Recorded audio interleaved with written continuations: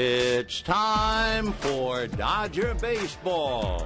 Live from Dodger Stadium, KCAL 9 presents the Dodgers as they take on the Chicago Cubs. Hi, everybody, and a very pleasant Tuesday evening to you, wherever you may be. Dodgers and Cubs, Game 5 of the scheduled 6. Dodgers have already won 3 of 4, and tonight they try to gain Colorado 4 in front, and they're trying to whittle that down to 3. For the Dodgers, Chad Billingsley will go to the mound. Chad pitching pretty well, especially at Dodger Stadium, but no surprise. A couple of years ago, 08 and 09, he had a 9-game winning streak at home. He'll take the mound tonight with an earned run average of 1.9 at Dodger Stadium in his previous 2 starts. For the Chicago Cubs, trying to shake themselves a little bit, and they'll send the veteran Ryan Dempster to the mound, who has fallen upon lean times. He's given them 9 home runs in 31 innings, but he's a big leaguer. He's been around a long time, and it could be a dandy. So it's the Dodgers and the Cubs, their second game of the 3-game series, all coming up right after this.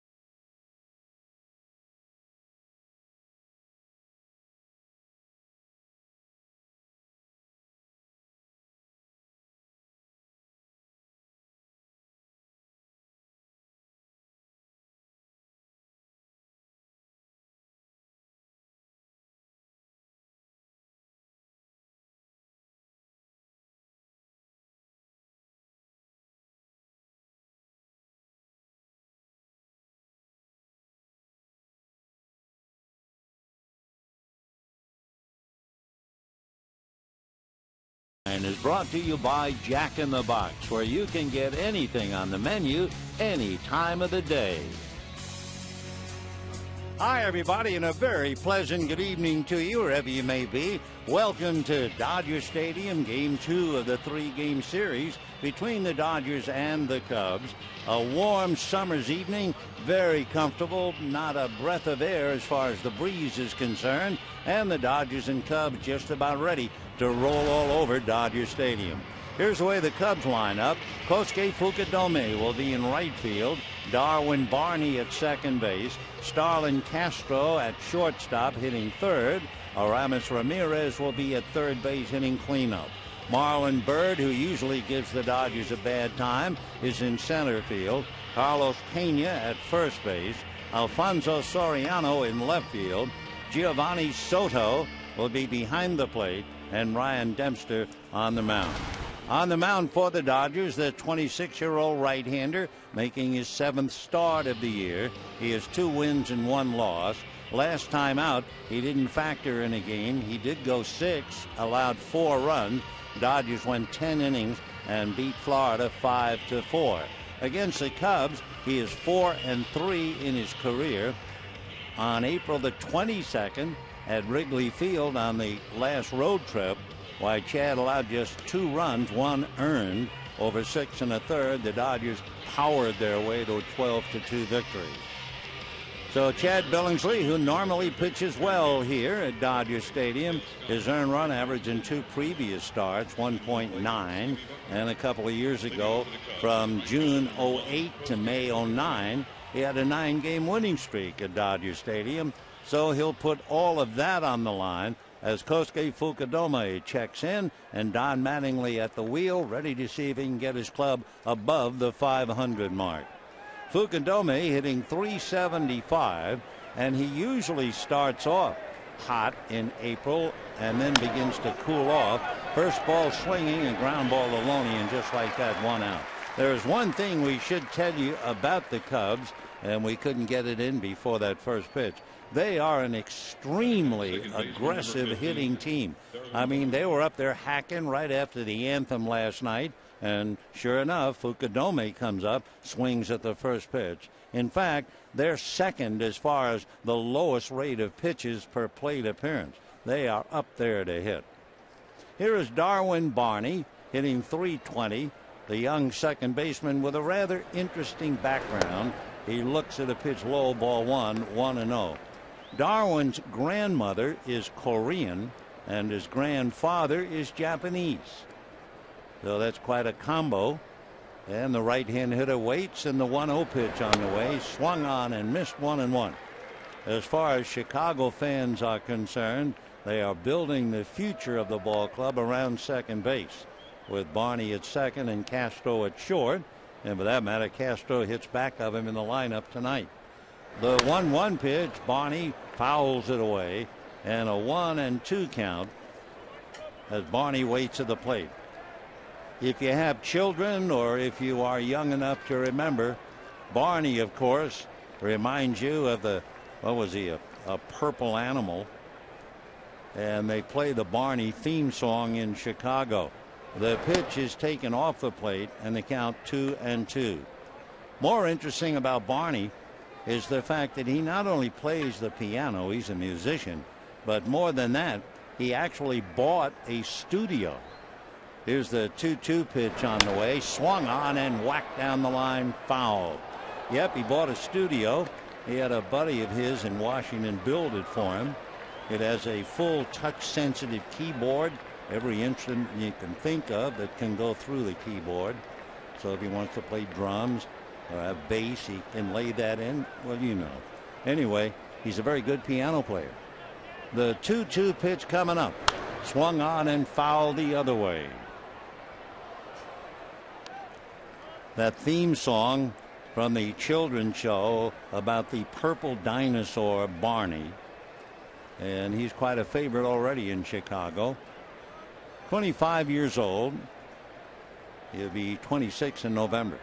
The 2-2 pitch on the way to Darwin Barney is swung on, popped in the air, foul. Here comes Barajas back to the screen at the box seats and makes the catch for the out. So Darwin Barney fouls out just like that, 2 out, and Starlin Castro coming up.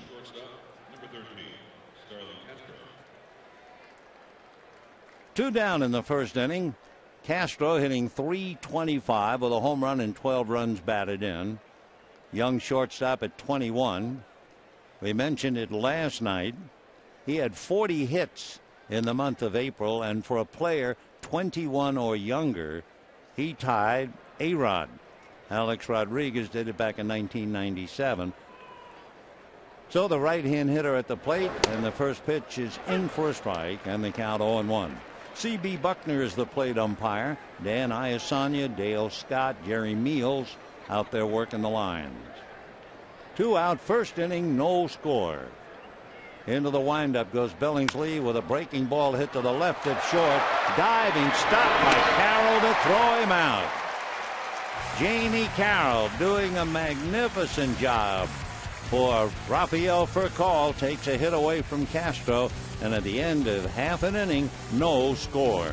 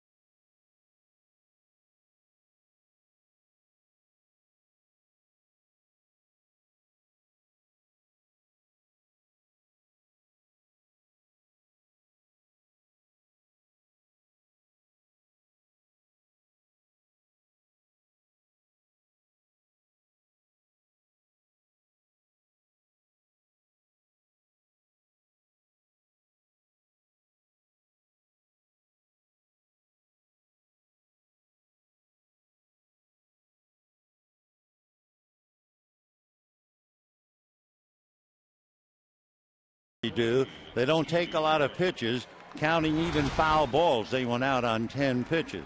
Here come the Dodgers. Jamie Carroll, Jerry Sands in left field. Then you have Andre Ethier and Matt Kemp, Juan Uribe and James Loney, Rod Barajas, Aaron Miles at second, Chad Billingsley on the mound. On the mound, the big man at 6'2" and 215, 34 years old today, and that would be Ryan Dempster, trying to celebrate his birthday as he looks in, preparing to pitch to Jamie Carroll. And the first one is off the plate, ball 1. Ryan Dempster first came up to the big leagues with the Marlins in 1998. So he's had a very, very good career. Once actually had 17 victories. Pitched to Carroll off the plate, ball 2. But he has really fallen upon lean times. He comes in having allowed 9 home runs in 31 innings. But he has beaten the Dodgers 4 straight. The next pitch is high, ball 3. 1-3 with the league. And of course, for Dempster, he is really trying to get his earned run average down. It's 9.5. Ryan into the windup. The 3-0 pitch is way inside, ball 4. So right away you say, well, that might be his big problem, and you're right. He has walked 17 batters now in 31 innings. So with a base on balls to Jamie Carroll, that'll bring up Jerry Sands. Andre Ethier is on deck.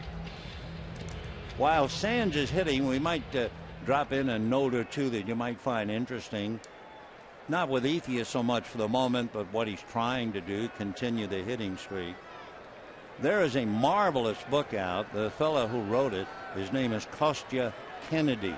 Kostya is his first name, and it is a dandy. The pitch is high to Jerry Sands, 1 ball and no strikes.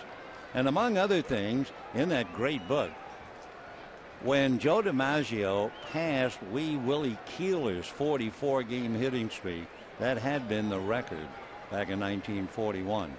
When he got to number 45, well, the world almost stopped. The 1-0 pitch is taken high. They'll have a meeting at the mound, 2-0.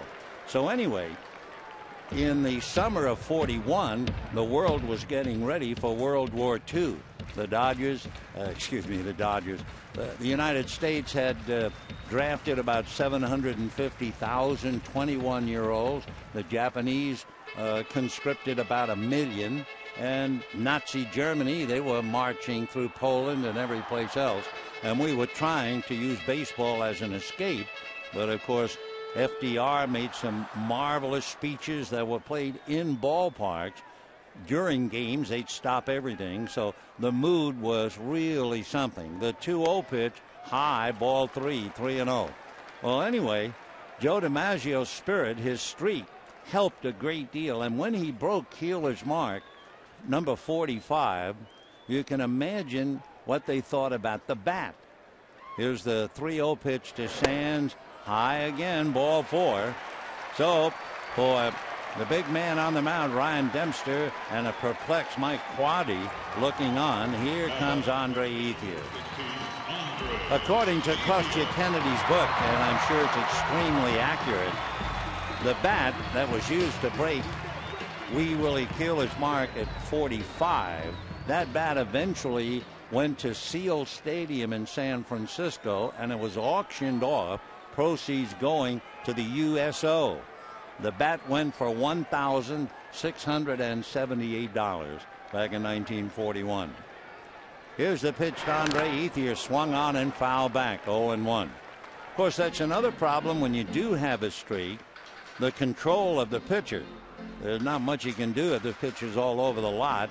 And if you are impressed by the streak, you might have a tendency trying to extend by going after bad pitches.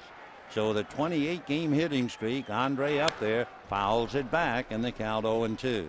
By the way, you know, since 1992, there have been 20 players who have hit at least 28 straight. Since 1992. Since way back, 6 players have hit 40 or more, and of course that includes Keeler and Rose and DiMaggio. Here's the strike 2 pitch, way inside, ball 1. But the streak is fun to watch develop, and if you're a Dodger fan, you'd like to see Ethier extend it. And we will see. 1-2 the count to Andre. He's up there with 28.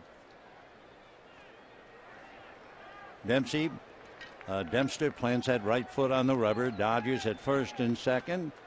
Bottom of the first inning, no score. Ryan ready and delivers inside again, just about at the left kneecap, and the count 2-2 Ryan Dempster, in having a great career, there are only 4 active pitchers who have made at least 150 starts and recorded at least 85. One of the 4 is no longer active. That would be John Smoltz. Another is Derek Lowe. The 4th would be Tom Gordon. The pitch is outside. So Dempster now goes 3-2 with 2 on. Nobody out, no score. Dodgers have beaten the Cubs 3 out of 4. Dempster plants the right foot on the rubber. He's out of Sachelt, Canada, lives in Denver. The pitch to Ethier, ground ball to the right side, the feed for 1 and the turn for 2. So Ethier bangs into a double play. Taking third base is Jamie Carroll, and just like that, 2 out. Well, one other reminder, watching Ethier ground into the double play.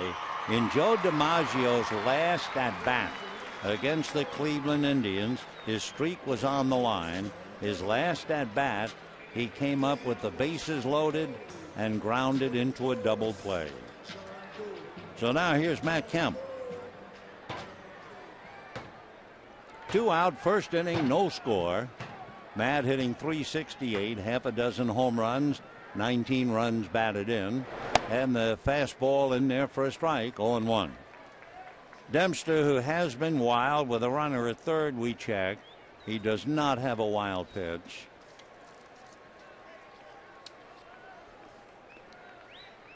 Ryan out of a stretch in the strike one pitch way inside. 1 ball and 1 strike. Ryan Dempster against the Dodgers. Matt Kemp hitting .250 with a home run. Ethier, by the way, has big numbers against Dempster. Came into the game hitting .368. 1-1 with Carroll down the line from third. A soft line drive backhanded at first base by Pena. And at the end of an inning, no score.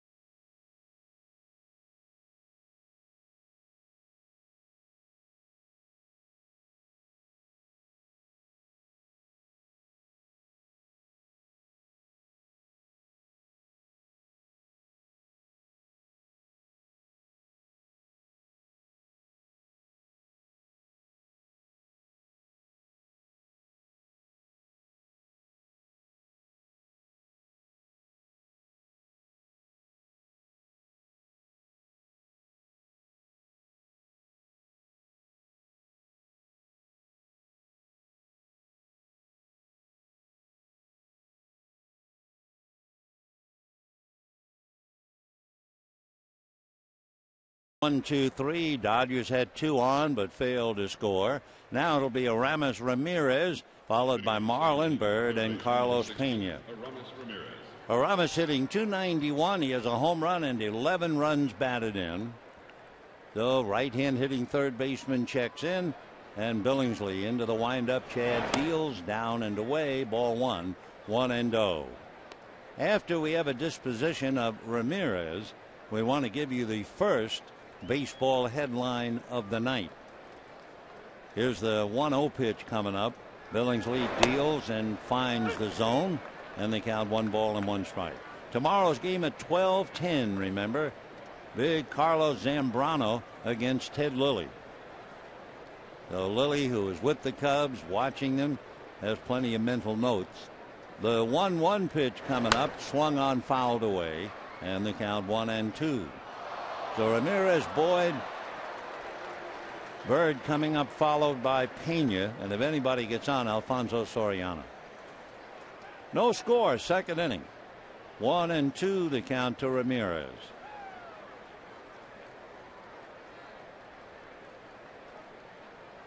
And the 1-2 pitch, Ramirez fouls it back.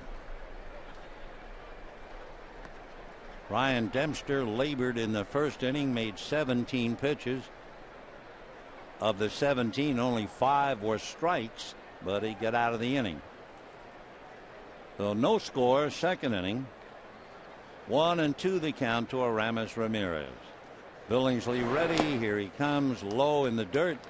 Short hop by Barajas, and a new ball put in play.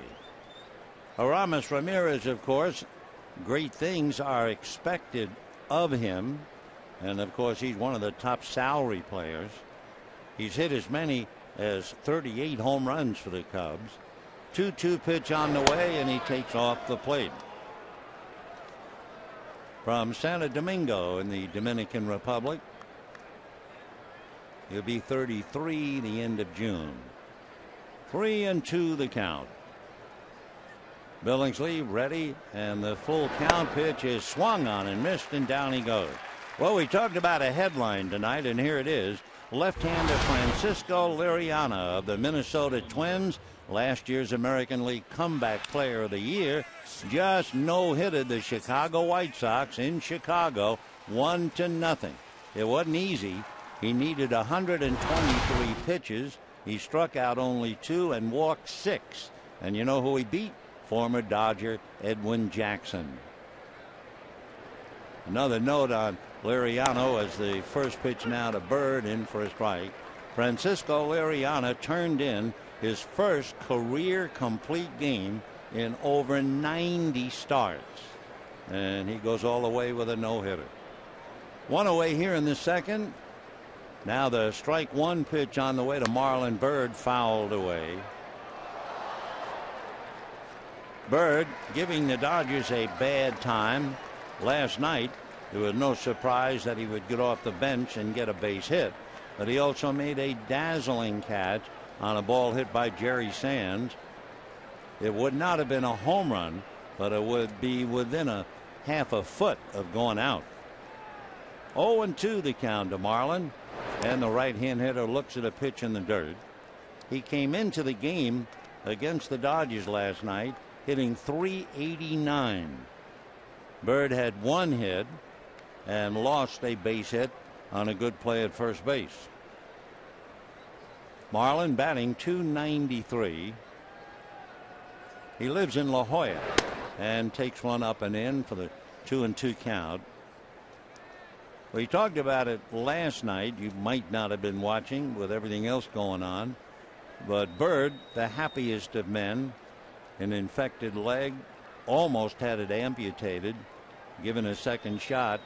He is a model of being in great shape, one of the hardest working players around. 2-2 the count to Marlon. 1 out, second inning, no score. Billingsley deals a shot right up the middle, so Bird is at it again.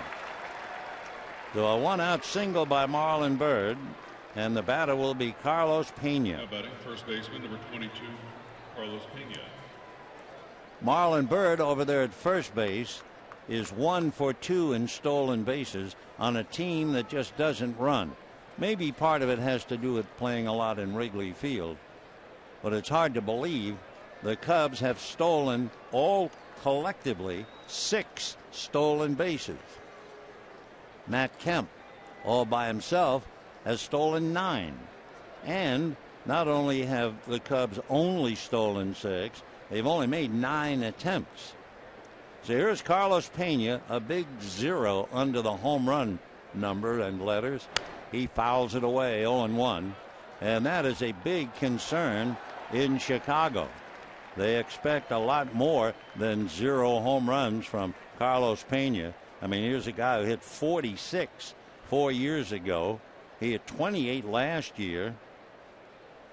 2 years ago, he hit 39.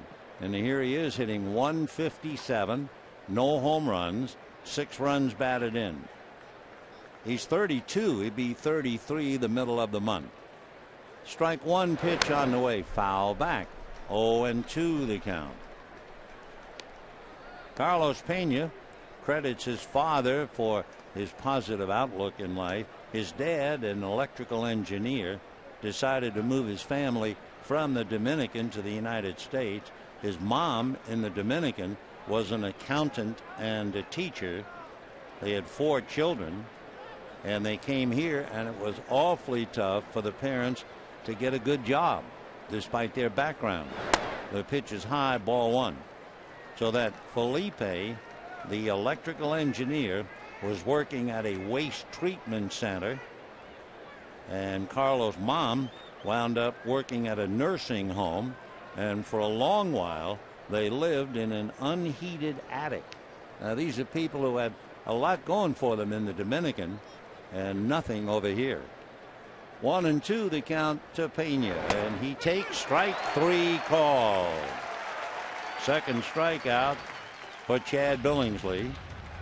Alfonso Soriano is coming up, and we're going to use the time not so much to talk about his numbers. For Alfonso, his mom died in the winter time, and he and his mom were extremely close. And so Mother's Day is just around the corner, and you know he'll have a heavy heart this weekend. So what he has done, he's established a Soriano Family Foundation supporting children in need in the Dominican Republic and Chicago.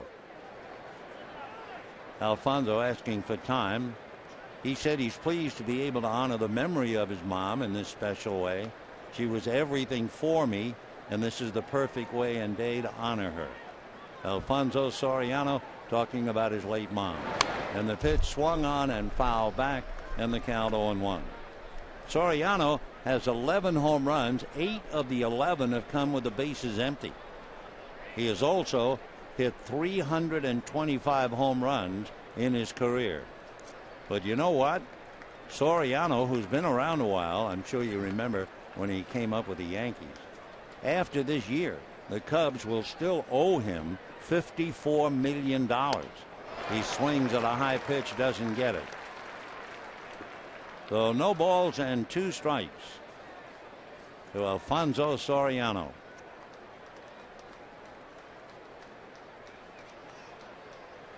Soriano, 33 years old, out of San Pedro de Macorís, hit as many as 46 home runs for Washington 5 years ago. He's got Marlon Byrd at first, 2 out, second inning, no score. The original contract Alfonso signed was an 8-year deal for $136 million. So his foundation will be worth a lot and will help many. Strike 2 pitch high, ball 1, 1-2. Interesting too that Alfonso has an uncle, Hilario, who was a minor league catcher in the Dodger organization. So there's a definite connection there. Originally signed by the Yankees out of the Japanese league. 1-2 to Alfonso. Bent at the knees and waist. Takes another pitch up and in. 2-2 the count. So Chad Billingsley pitched an easy first inning. Made only 10 pitches, but he's made 20 so far here in the second. 2 strikeouts along the way. Byrd at first. And Billingsley working on Soriano. Here's the 2-2 pitch, swung on and fouled away. For Alfonso Soriano, if you ask him, is there a favorite team for you in the league? He's got to say right away, the Arizona Diamondbacks. In his last 12 games against Arizona, he's hit 10 home runs. He has 7 career home runs in 36 games against the Dodgers. 2-2 the count. Billingsley ready, looks over his shoulder at Byrd, comes back to the hitter, and Soriano fouls it away. Still 2-2. Soriano signed with the Yankees, but originally he signed with the Hiroshima Carp of the Japanese Central League. He was 16 years old. He had been going to their baseball academy in the Dominican. It was about 20 minutes from home. And he would go for 2 years through 17 and 18. Throw to first, Byrd back on the bag. After all that time in the Japanese academy, he then made a 15-hour journey from the Dominican to Japan.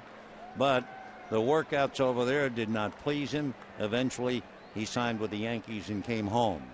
Here's the 2-2 pitch. Billingsley deals, and it's fouled away yet again.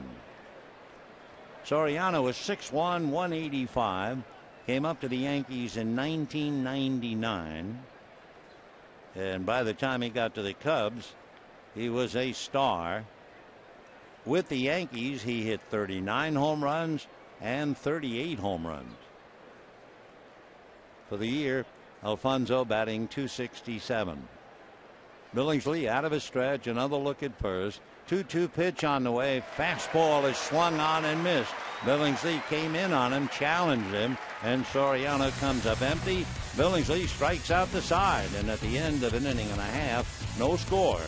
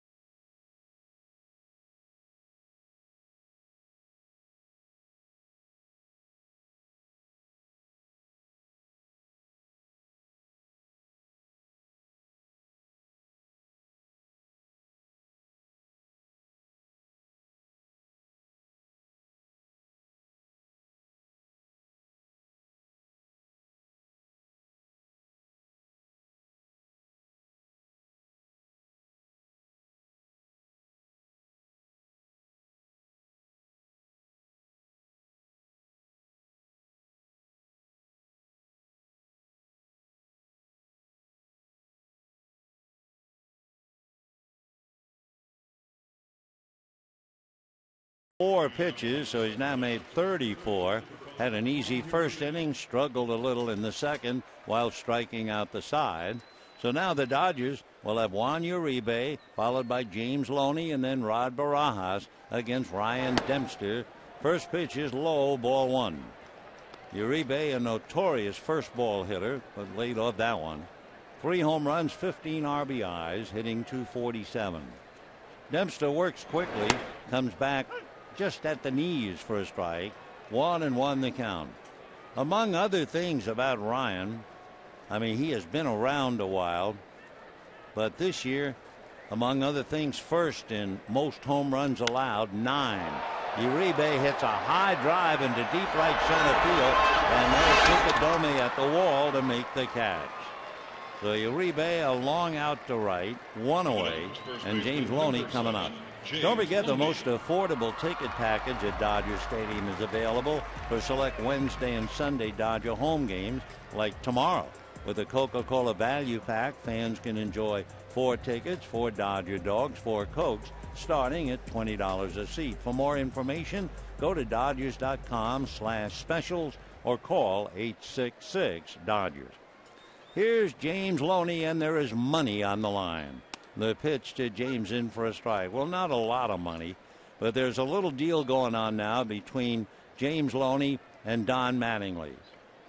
Mattingly has told the left-hand batter, if you hit a fly ball to left field, it will cost you $1. And then Loney said, if I hit a line drive to left field, it'll cost you $1. So we'll see how it goes. 1 ball and 1 strike the count. Ryan Dempster ready and delivers. Fouled away upstairs off to the left. 1-2. Dempster hitting 92 on the gun. Oh, it's not the first time a manager and a hitter have had a lot going on. Always for $1 or less, just to get the point home. 1-2 the count to James.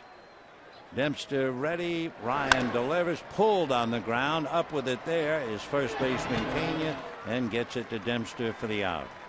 So Loney grounding out, 3-1, 2 out, no money exchanged, and Rod Barajas coming up. You know, of all the pitchers, Dempster has a little unusual delivery. I'm not sure whether it would distract the hitter, but watch, if we can show it to you, his glove and his hands. He does a little flip-flop with them. I'm not sure if that would bother a hitter, but maybe we can show it to you anyway.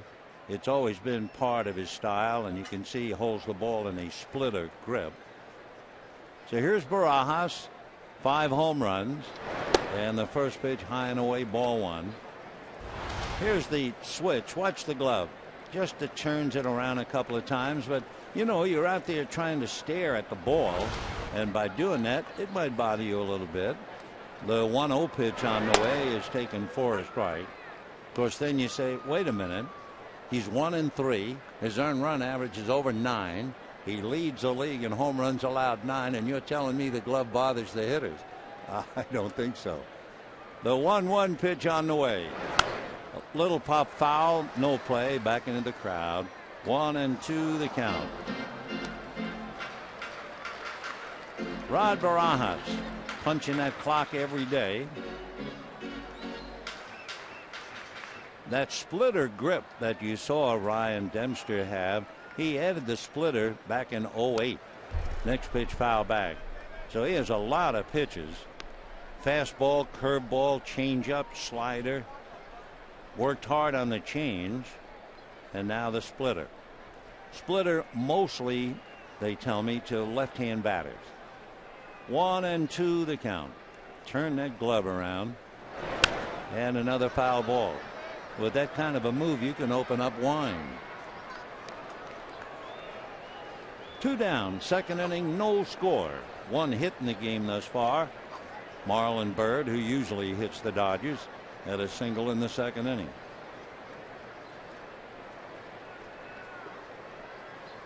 One and two the count to Barajas, with Aaron Miles on deck, and the next pitch down and away.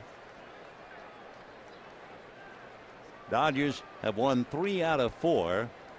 The one game that the Cubs won is a thorn certainly in the Dodger side.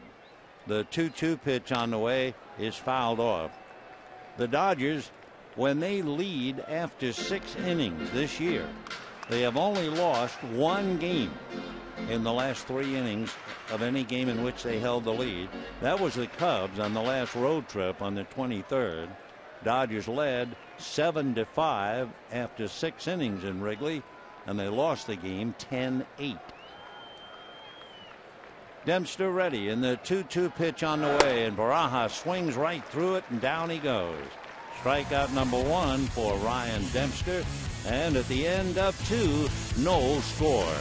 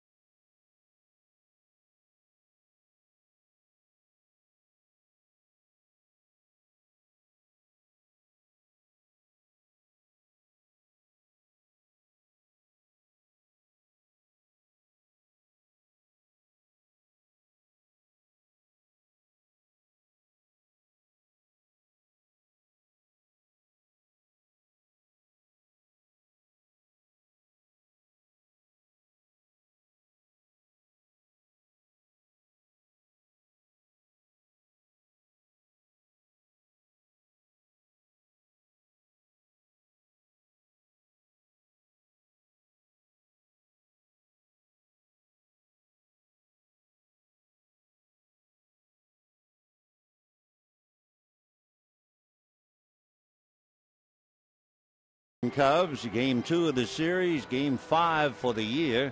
Seems so strange. Tomorrow, a 12-10 game, and when that game is over, we can wish Chicago ball players, manager, coaches have a nice winter. Giovanni Soto will start it off, then Ryan Dempster, and Billingsley's first pitch a little low, ball 1, 1-0. If you joined us late, we know the interest. Andre Ethier grounded into a double play in the first inning, so he's still at 28. The 1-0 pitch to Giovanni is a breaking ball that misses, though Billingsley now in a hole, 2 balls and no strikes. They might not have been a Vicente Padilla soap bubble, but that last pitch was just 71. Now the 2-0 pitch on the way, fastball, and that's low. 3-0. Soto in the past against Chad Billingsley 0 for 7. Chad ready, and the 3-0 pitch to the Cub catcher in there for a strike, and they count 3-1.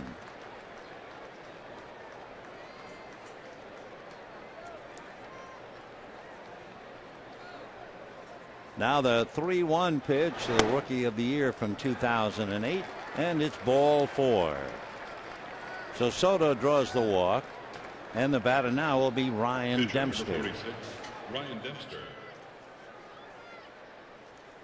Probably the best hitting pitcher around will be out there tomorrow. That would be big Carlos Zambrano. You know, Zambrano in his career has 22 home runs. They gave him the Silver Slugger Award for his prowess. They give a Silver Slugger to the top hitter in each position, and he got it for pitcher. But that's tomorrow. Right now, Ryan Dempster, we'll see if he tries to bunt. He shows bunt, drops the bunt down nicely. It's Barajas to make the play to Aaron Miles, and the sacrifice works. So Soto at second base, 1 out. Good job by Dempster to move his man along. That would be his third sacrifice this year. So with a runner in scoring position, here comes Fukudome, who grounded out in the first inning on the first pitch, to illustrate just how aggressive the Cub hitters have been. Kosuke playing .369 batting average, so he lost about 6 points on the ground ball. Fukudome with that bat held straight up behind the ear takes a strike. 0-1 the count.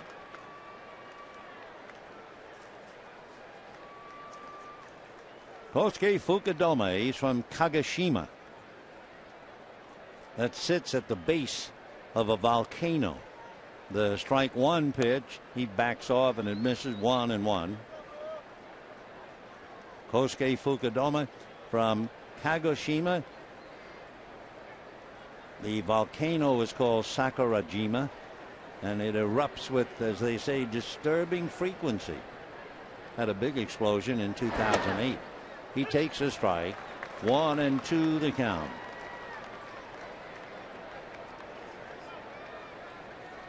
Playing with the Chunichi Dragons. He won 2 batting titles, 4 gold gloves. He was also an MVP. So he's a big man over there. 1-2 the count. He chases a bad ball in the dirt, picked up by Barajas. The out recorded at first. That would be the 4th strikeout for Chad Billingsley, and the batter will be Darwin Barney. Batting next, second baseman. Nice save by Barajas, and Fukudome goes down. So we have 2 out, top of the 3rd, no score. When the Dodgers come up in the bottom of the 3rd, Miles, Billingsley, and Carroll. If anybody gets on, maybe Jerry Sands, followed by Andre Ethier. So here's Darwin Barney, fouled out to Rod Barajas in the first inning. Cubs are trying to snap a little 2-game losing streak. Dodgers snapped theirs when they beat Chicago last night 5-2.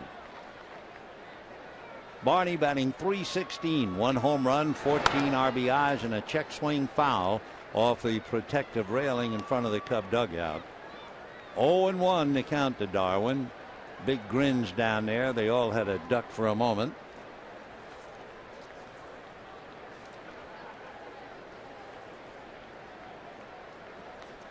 Oh, and 1 to count.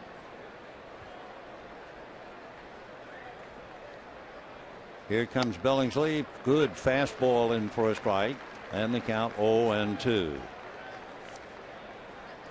Can duck in a final score. The Giants, coming from a 4-game sweep by the Washington Nationals, moved to the Mets. Took them 10 innings, and the Giants finally beat the Mets 7-6. The pitch of the plate fouled away. In that game, Aubrey Huff homered in the 10th inning. That gave the Giants the lead. San Francisco really struggling. They'd lost 8 of the last 10. Brian Wilson got the save, and you probably know, if you're a baseball fan following all the teams, that the Giants lost Pablo Sandoval with a broken hand. He'd be out 6 to 8 weeks. 0-2 the count to Darwin Barney.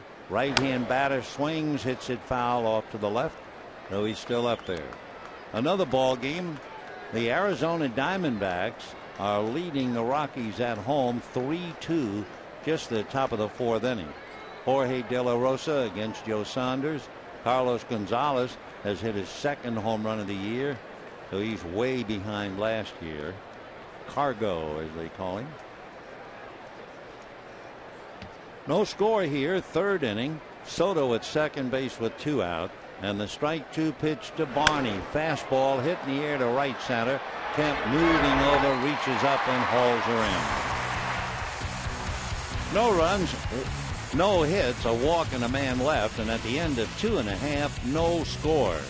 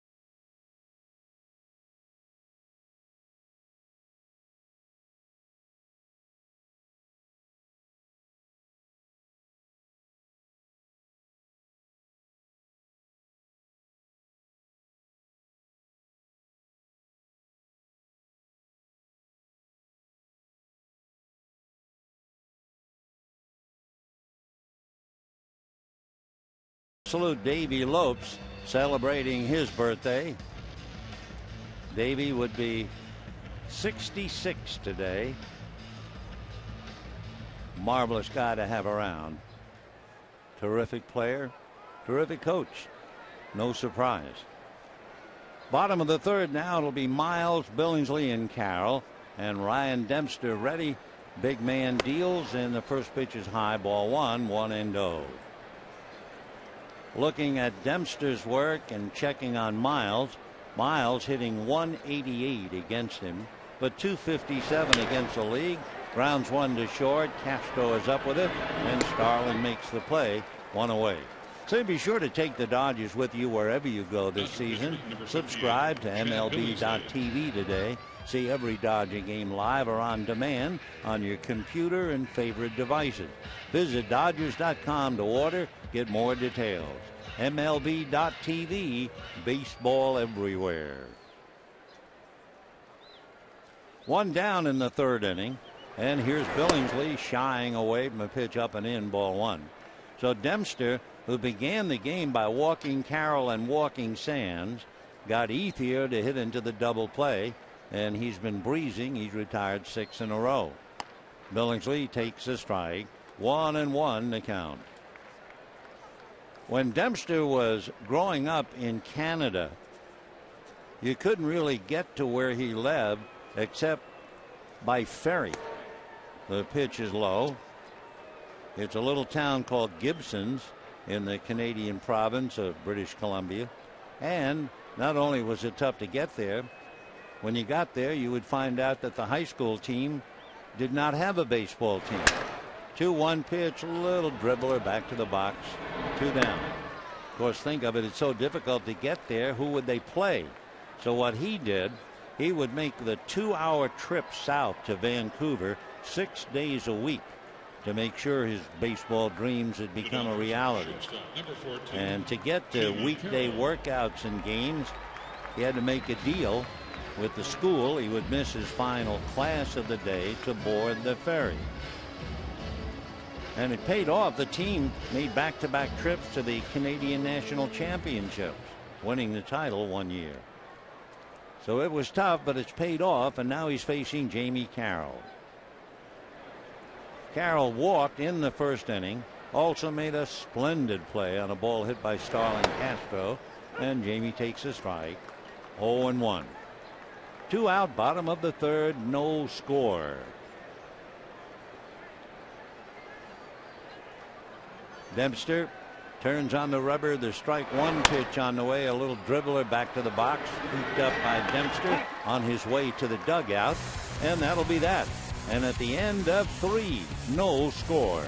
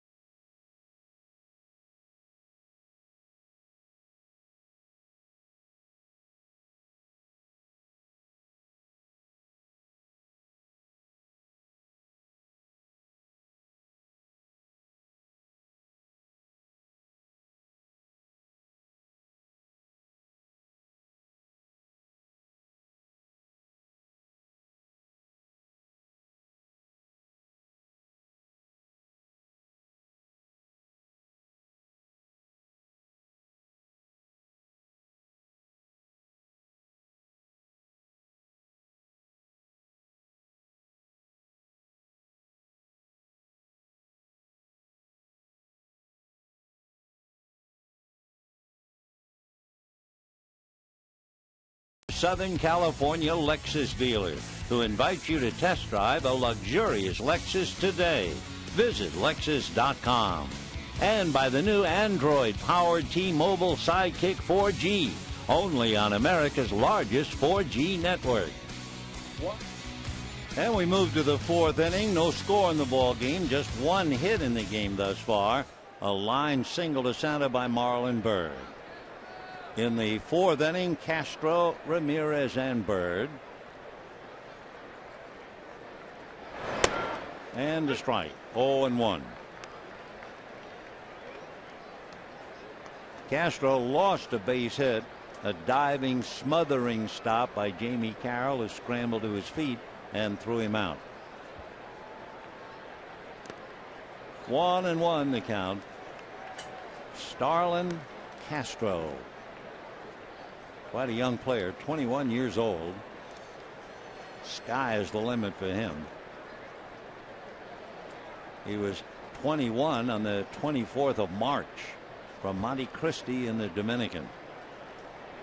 Broke in with a bang last May. In fact, almost an anniversary. It was May the 7th, made his debut. Faced Homer Bailey of the Reds. There were two men on, and on a 2-2 count, he hit the ball into the right field bleachers. That was his first major league at bat. 1-2. Chasing a bad ball. Down he goes. 5 strikeouts now for Billingsley. 1 out in the fourth. Time to get you thinking. Our text question is this: who was the Dodger player of the month for April? It could be tough when you really think about it. Andre Ethier or Matt Kemp? Text your answer 86212 on your cell. Ethier or Kemp? You can't miss. Here's Ramirez. He could miss. He struck out in the second inning. This time a slicing drive into right center. Kemp not able to get to it. He can play it off the wall. Good throw to second base. He's in there. And now they're going to call him out. At first, second base umpire Dale Scott, who is the crew chief, he had left to go out into right center field.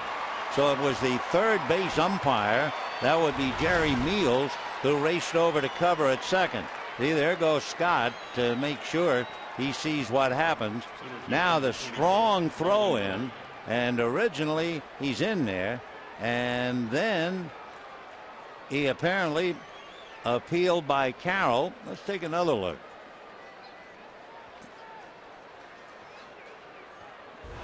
Well, ground ball wide to third. Nice pick, Uribe, and that's the inning.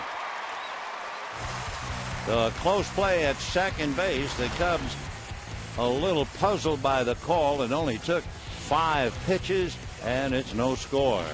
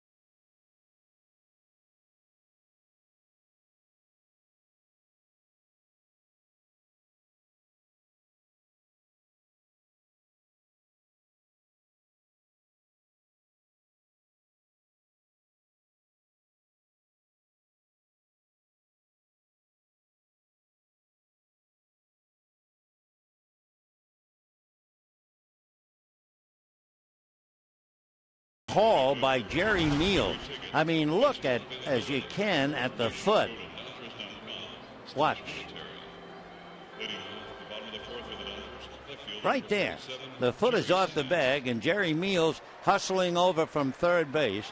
First call safe, then saw him come off the bag. The appeal by Carroll, and Ramirez is out. Quite a play. And a great call. Tough call for the umpire. Jerry Sands, Andre Ethier, Matt Kemp. Strike one to Sands, who walked in the first inning. Jerry hitting 196, 7 RBIs. Fly ball to right field. Tukadome is there, and we have one away. So here comes Andre with his 28-game hitting streak. Among other things, keep in mind, in Andre Ethier's career, his best batting average numbers, his best chance for a home run, his best chance for an RBI have come when he is putting the first pitch in play. He's hitting .382 when he hits the first pitch. There will be no surprise if he goes after Dempster. Yeah, 0-1. Couple of notes on Joe DiMaggio when he had 56. The next year, Joe Gordon, the talented second baseman of the Yankees, with Joe as a teammate, Gordon had a streak of 28. Dom DiMaggio, Joe's brother, had a streak of 34 in 1949, playing against his brother. And Tommy Holmes of then the Boston Braves had a streak of 37. And losing the bat as it sails into the stands. Immediately I think of that little note we gave you earlier about the bat that broke Wee Willie Keeler's record by Joe DiMaggio on his way to 56. Sold at Seal Stadium for a USO benefit for $1,678. 1941, Babe Lou Gehrig died 5 weeks after he passed on. They put the tablet out in center field in his honor. And it's gonna go for a base hit. There it is, number 29. He has now tied Zach Wheat, who hit in 29 straight in 1916. Yeah, you could see him, a big sigh as he gets an ovation from the crowd. Now here's an interesting thing. Willie Davis, 2 in front of him at 31. There have been 53 hitting streaks of at least 30 games throughout Major League Baseball history. Of the 53, more than half of them ended either at 30 or 31. So for Andre, another mountain to climb after 29.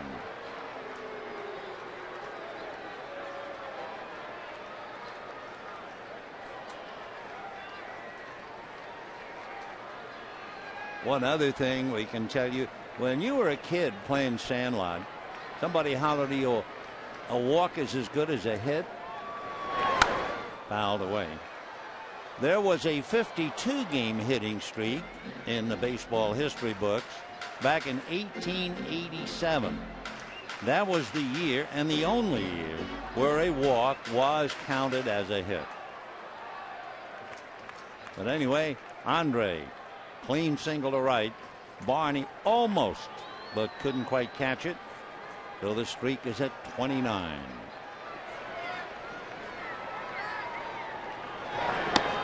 Right. No score, bottom of the fourth for the Dodgers.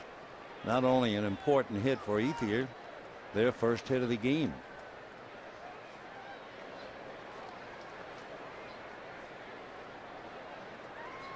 If he makes it tomorrow, if he gets to 30 tomorrow, Imagine the pressure will increase when he goes to, of all places, New York. 1-2.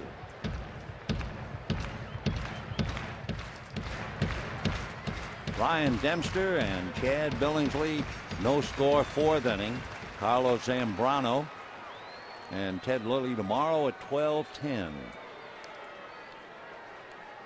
Matt hitting .365.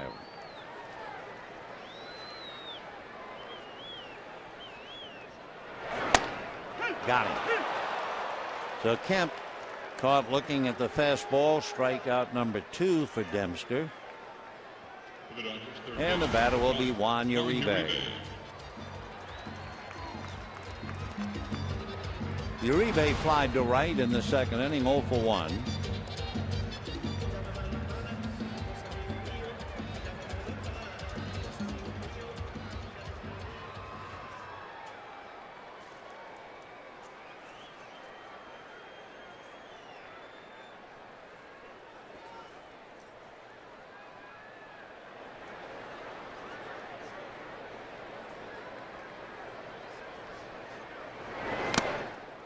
First ball swinging. That's a pattern for Uribe for sure. 0-1. He held back on the first pitch in the 2nd inning, which was just below the knees, but then he went right after the next one. Ethier at first, 2 out, 4th inning, no score. 1-1. Ethier does not have a stolen base. He's 0 for 1.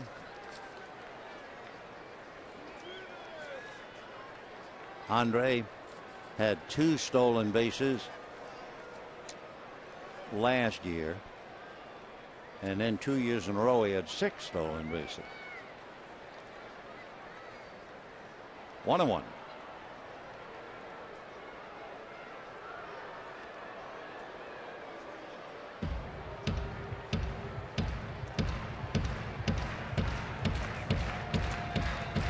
So Andre Ethier has hit in 29 straight.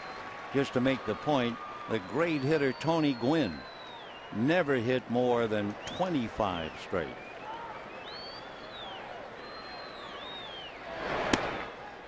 Two and 1 to Uribe.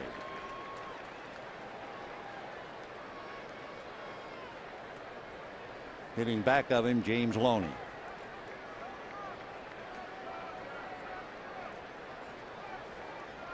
Uribe came into the game hitting .333 with a home run in the past against Dempster.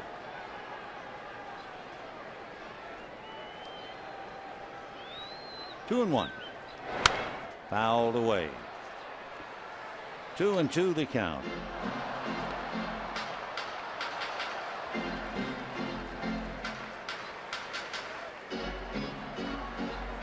Of the 9 home runs that Ryan Dempster has allowed, 6 by right-hand batters, 3 by left.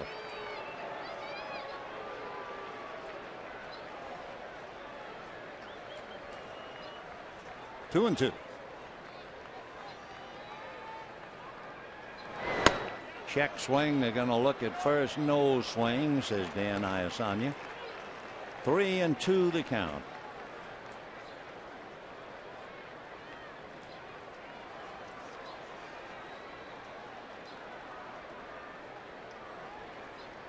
No runs, 2 hits for the Cubs. No runs, 1 hit for the Dodgers. Bottom of the 4th. For Ethier, the streak continues at 29. There he goes. Fouled away.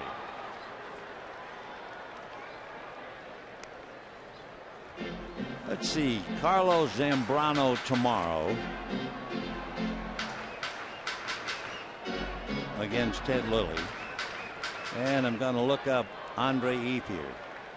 Andre Ethier against Carlos Zambrano is hitting .438. .438. So we'll see you tomorrow. 3-2. There he goes again, and there's another foul ball.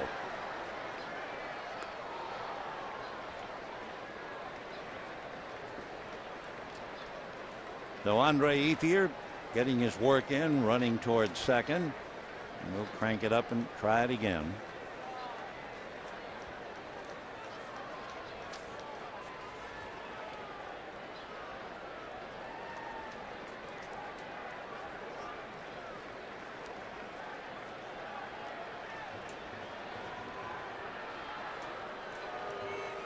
There he goes.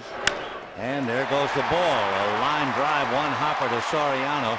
It got out there in such a hurry, Ethier had no chance but to stop at second. So Ethier looped one to right field just over the glove of Darwin Barney. And now Uribe drills one into left field. First and second, 2 out, and here is Loney. So Uribe moves Ethier along. Loney pulled the ball hard on the ground directly at Carlos Pena. James trying to get above the Mendoza line, hitting 200.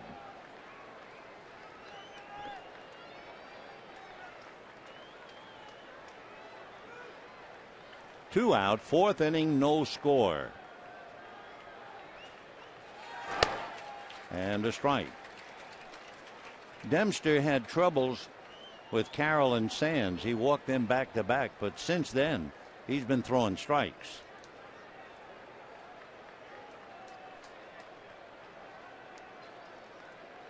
He had retired 9 in a row.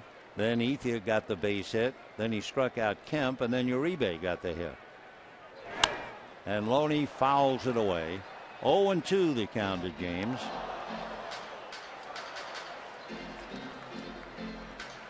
Loney, working against Dempster, came into the game 1 for 13, though he is 1 for 14 against the right-hander. Totals are identical, no runs, 2 hits, and no errors. Fourth inning.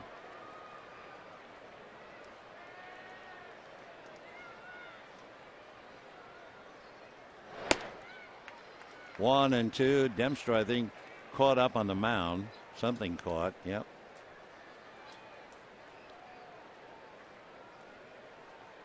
One and two. Andre Ethier, who singled at second base. Juan Uribe with a base hit at first.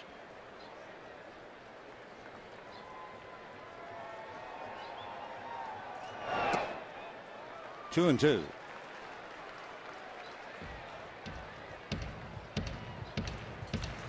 Dempster, I think, with a splitter in the dirt, so they have a new ball. Deuce is wild. 2 balls, 2 strikes, 2 out, 2 on. No score. Dodgers got Carroll to third in the first inning. Cubs have not had a man get to second because Ramirez did a toe dance and was caught in between taps. Ball 3. So the Dodgers got the slight edge on Mike Quade and the Cubs. The runners will be going 3-2.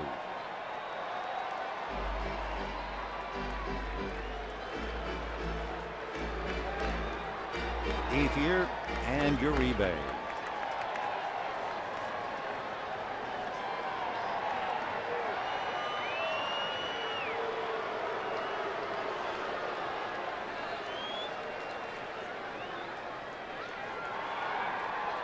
Runners go. A little roll to the right side. You can almost hear the back.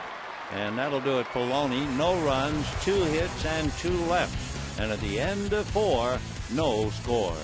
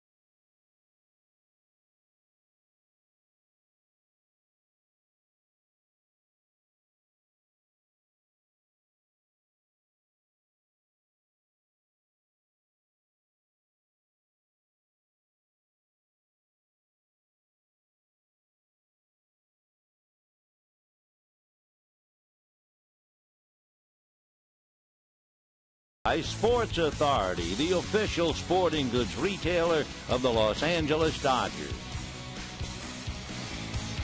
We're going to the fifth inning. No score in the ball game. Andre Ethier's streak is still alive. He just did rainbow one over the glove of second baseman Darwin Barney, though he is now hit in 29 straight. If he does tomorrow against a pitcher against whom he's been very successful, he would leave town with a 30-game streak. And then, as history tells us, once you get to 30, that's when the collars seem to be a little tighter. That's when you really become trying not to be disinterested, but you have to fight it about your streak instead of playing. So his big battles are yet ahead of him, especially if he gets a base hit tomorrow. Little pop fly behind the plate, and it'll be Rod Barajas. So that didn't take long to take care of Carlos Pena, and we have one out in the fifth inning. Batting next, left fielder, number 12, Alfonso Soriano. I mentioned it last night that the late Sparky Anderson always said it takes 40 games for you to come to a decision as to what kind of a club you have. So this is only the 29th game for the Cubs and the 31st game for the Dodgers. So Mike Quaddy still has a lot of decisions to make, as does Don Mattingly. Alfonso struck out in the second inning. Very, very aggressive. 1-1. Because of the streak by Andre Ethier, we've talked a lot about Joe DiMaggio. It's always a pleasure anyway. One of the great players. Just to put it in perspective, Alfonso Soriano has 325 home runs. DiMaggio finished up with 361. But now listen to this after the pitch. Fouled away.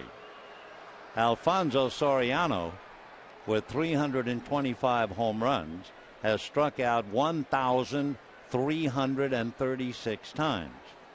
Joe DiMaggio in his career struck out 369 times. Joe along the way also walked twice as much as Soriano. 2-2. High fly ball into right center, but very playable.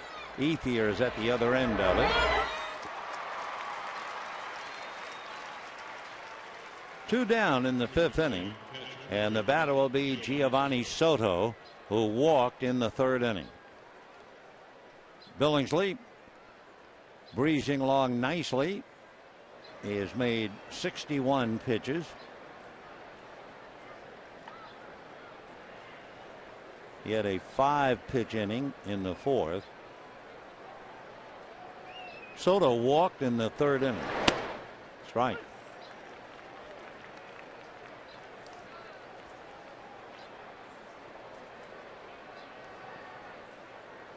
No balls and 1 strike. In there.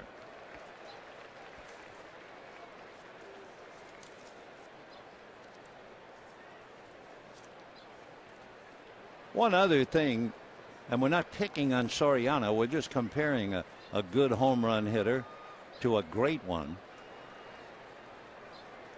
I told you the fact that Soriano strikes out so much compared to Joe. In fact, Alfonso one year struck out 160, another time 157. Joe's highest 39.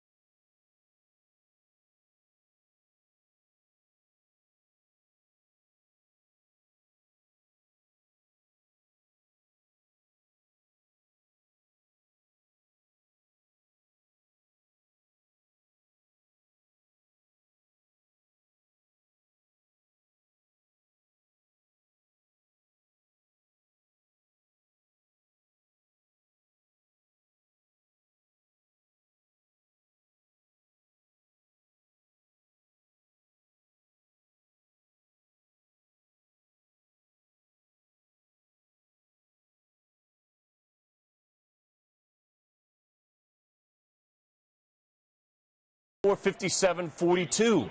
Enter now on KCAL9.com/clubhouse combo. Brought to you by Morongo Casino Resort and Spa. We move to the bottom of the fifth inning. Rod Barajas, Aaron Miles, and then Chad Billingsley. Rod Barajas struck out in the second inning. Ryan Dempster got out of a first inning jam, getting Andre Ethier to ground into a double play. Got out of a fourth inning jam, getting Loney to ground out with 2 on. So here we are in the fifth.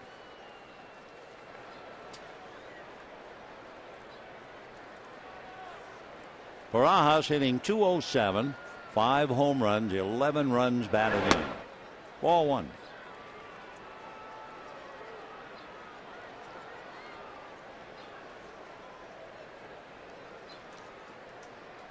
No score in the fifth. And that's going to go into left center for a base hit. Soriano over to cut it off. Barajas holding on with a long single. And the batter now, Aaron Miles. Aaron Miles grounded to short in the third inning, 0 for 1.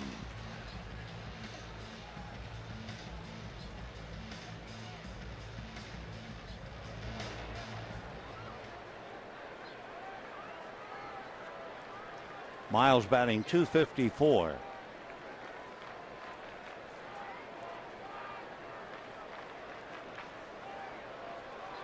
Barajas short lead at first. You don't expect Rod to do any running.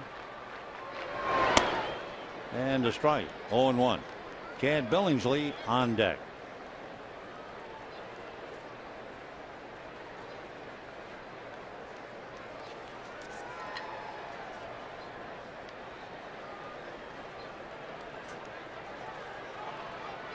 Tomorrow afternoon, Carlos Zambrano and Ted Lilly. And you have to add, considering the fact that Andre Ethier has hit safely in 29, going after 30 tomorrow, and at least on paper, he has an edge. He's hitting .438 against Zambrano. 1 ball, 1 strike. A little ground ball to short. Castro to Barney. And they get the double play. Second double play turned in by the Cubs. And with 2 out, Billingsley will be coming up. Don't forget, for every weekday afternoon game, the Dodgers offer half-price food and soft drinks. Plus, you can watch the Dodgers in throwback Brooklyn-era uniforms in the next half-price day tomorrow at 12:10 with the Cubs. For tickets, call 866-DODGERS or visit Dodgers.com/throwback. Forever Blue.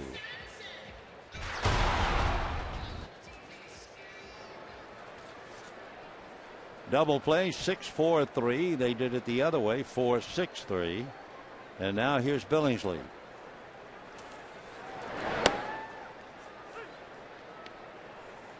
Oh and 1 the count.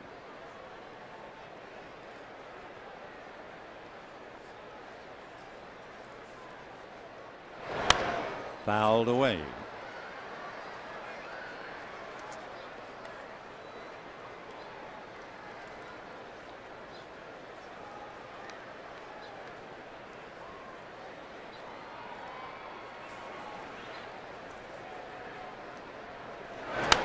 Fouled away again.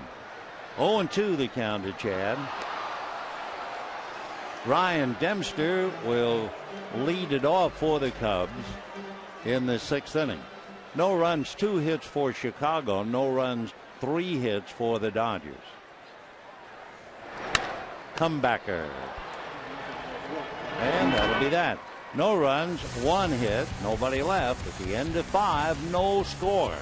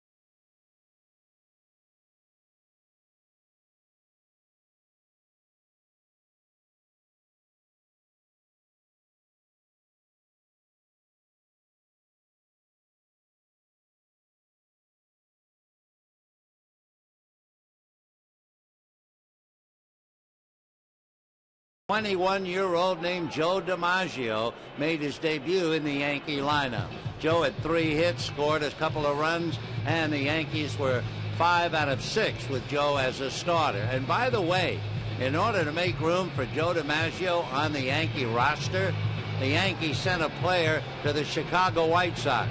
He was hitting .350, and later on he became most famous in Brooklyn as the People's Church.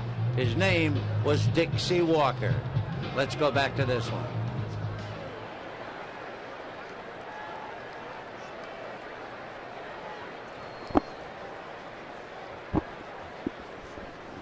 Billingsley working here in the 6th and starts Dempster with a strike.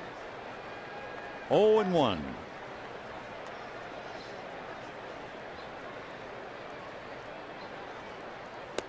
Oh, and 2.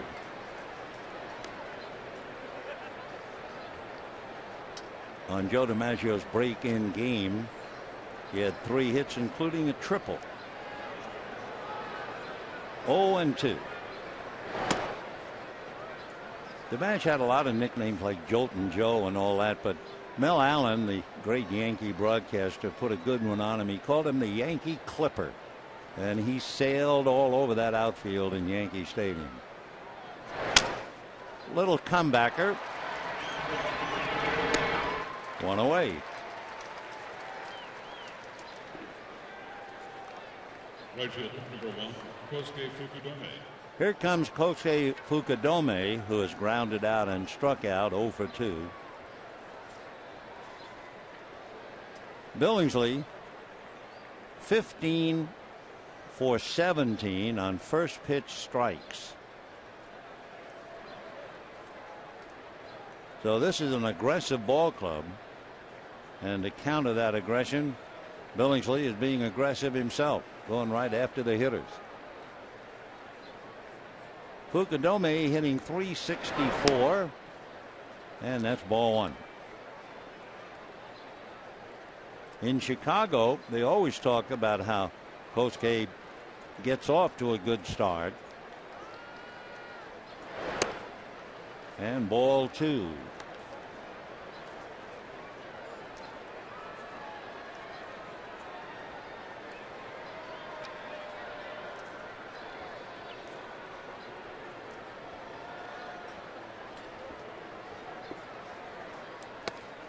And ball 3.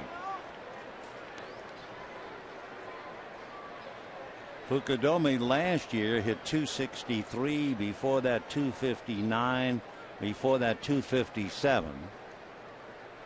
So the fact that he's hitting .364 now does not convince the Cubs fans. They say, yeah, that's what he always does. Starts out great and then cools off. He's an even 6, 190 pounds. He will be 34 the end of the month. In fact, just became 34. And now draws the walk. Well, here's a look at how our text message voting is going so far. Remember, we asked who was the Dodger Player of the Month for April, Andre Ethier or Matt Kemp? Well, so far, Andre Ethier leads with 60% of the vote. Text your answer to 86212 on your cell phone. You can understand with Andre getting the headlines with the hitting streak. So 1 out, Fukudome at first, and here is Darwin Barney, fouled out, fly to center, and a strike. Fukudome stole 7 bases last year and is high in the big leagues, 12. So we'll see if they might put a hit and run play on. Barney hitting .313, has struck out only 10 times in over 100 plate appearances. And instead he goes the other way, base hit to right field.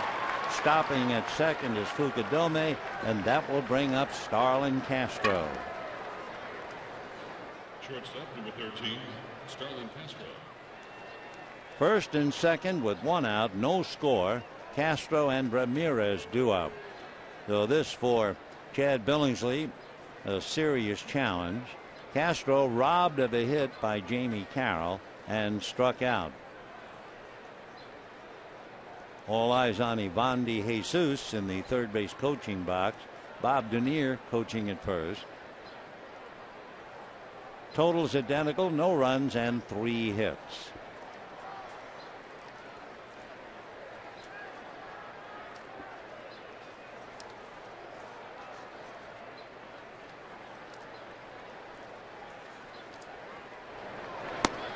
And ball 1.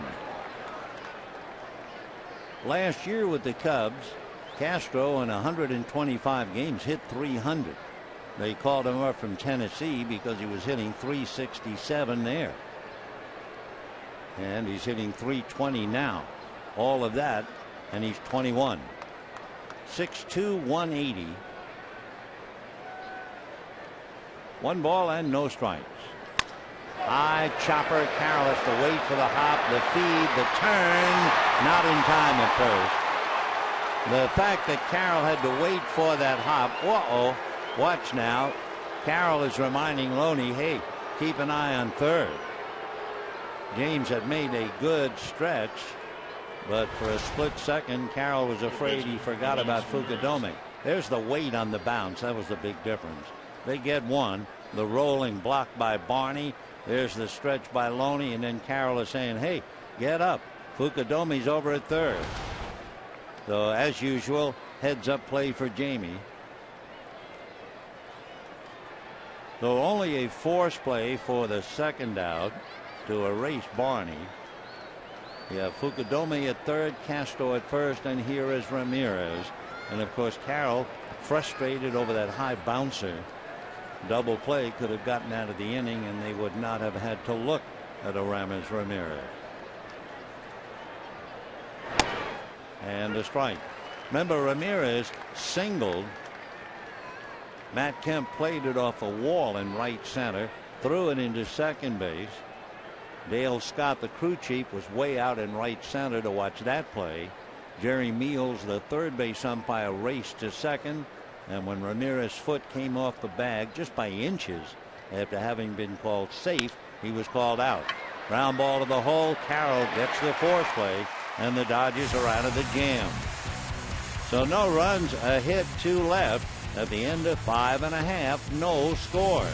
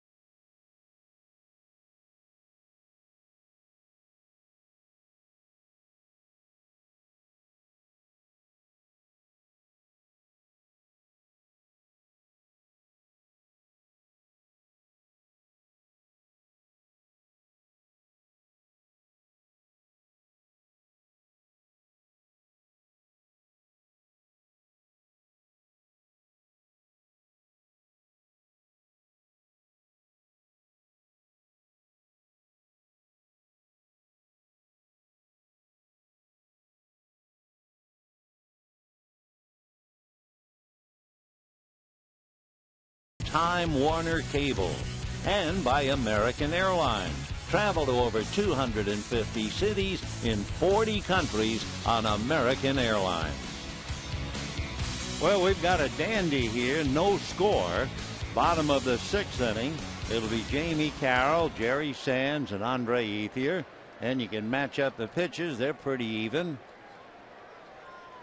Billingsley with more strikeouts and 6 more pitches.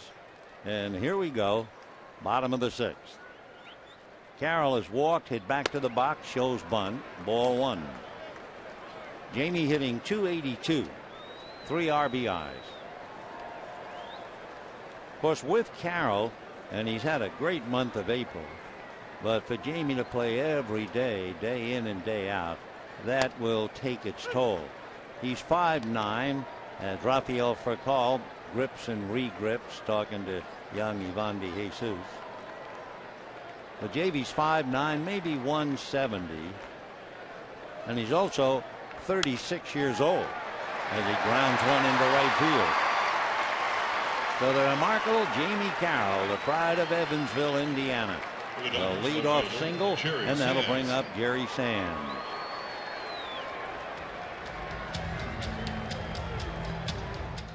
For the Dodgers, their fourth hit. Cubs have 3. Jerry Sands walked and flied to right. 7 RBIs.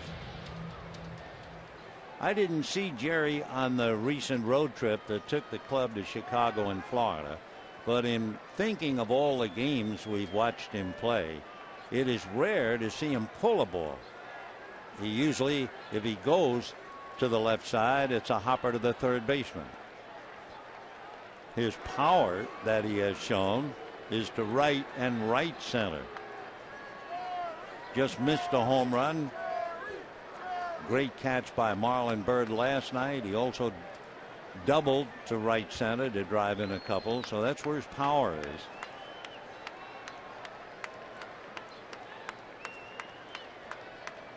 Shows bunt, drops it nicely.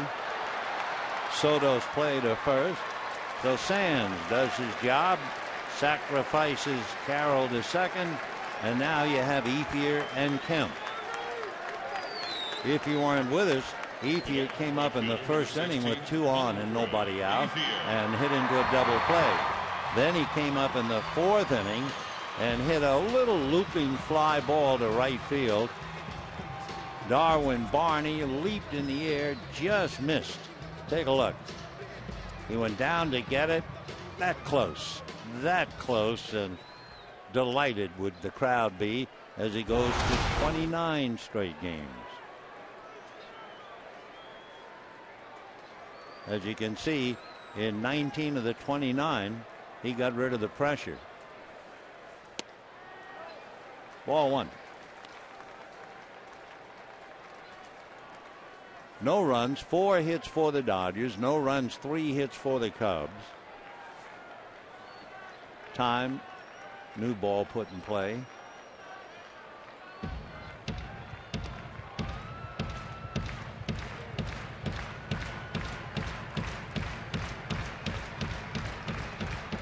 Ethier with 17 runs batted in and 3 home runs. Matt Kemp on deck, 6 home runs and 19 runs batted in. 1-0. On the corner, 1-1. Dodgers are, I believe this is right, 13-15 during Ethier's streak. When DiMaggio hit in 56 in a row, the Yankees won 41 of the 56. Foul back.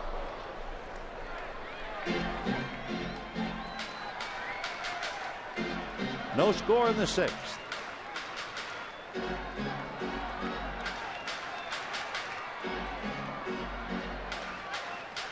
Matt Kemp waiting on deck. Andre with a 1-2 count. Ryan Dempster has now made 80 pitches and fouled off. Though Ethier is still there, 1 ball and 2 strikes. So Dempster, who came in here with that unbelievable earned run average of over 9, who had given up 9 home runs in 31 innings, celebrating his 34th birthday tonight, and he has really given the Dodgers everything they can handle and then some. No score. Ryan 34 today. 2-2.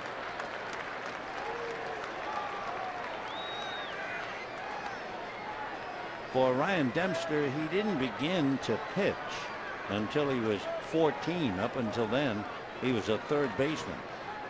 But he threw harder than anybody else on the ball club, so they made him a pitcher.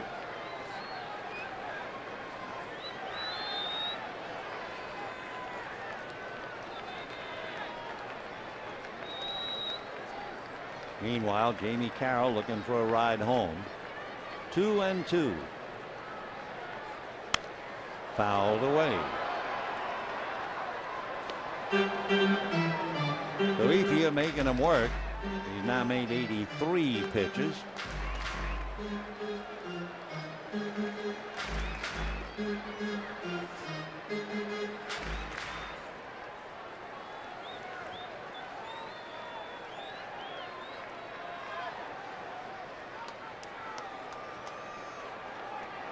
Now Dempster wants to talk to Soto, so timeout for the moment. No runs, 4 hits for the Dodgers. No runs, 3 hits for the Cubs.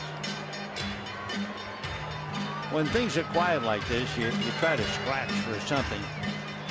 And with the streak, you constantly refer to DiMaggio.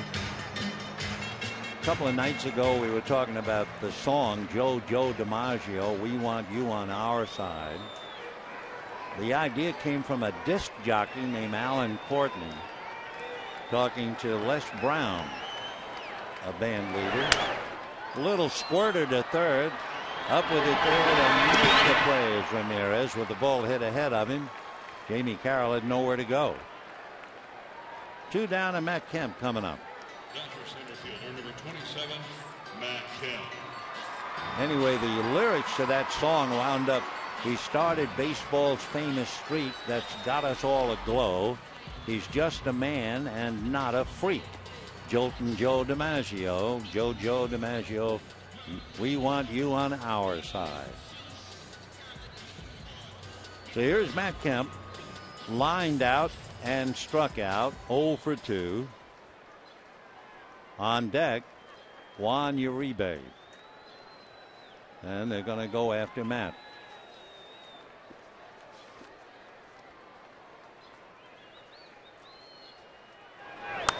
Fouled away, 0-1. Matt Kemp, 0 for 2. So he is 4 for 18 with a home run in the past against Dempster. Juan Uribe is 1 for 2. He is 5 for 14 with a home run and hitting about 340 against Dempster. So that's why they're pitching to Kemp. 0-1. And a line drive base hit to center. Here comes Jamie. The throw to the plate is not in time, and the Dodgers lead 1-0.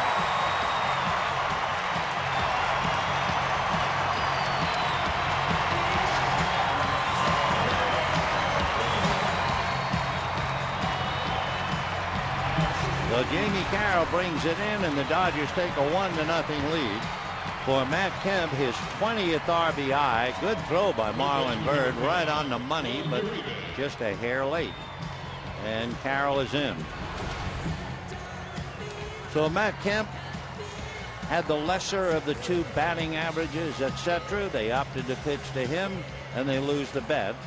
And now the batter is Juan Uribe, and they also have to worry now about Kemp perhaps trying to steal second. Matt has stolen 9 out of 12.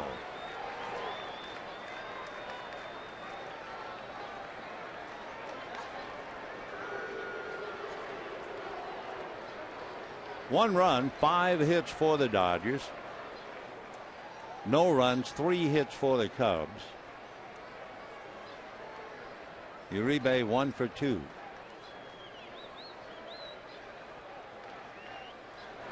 Yeah, they're thinking about a stolen base. 1 ball and no strikes.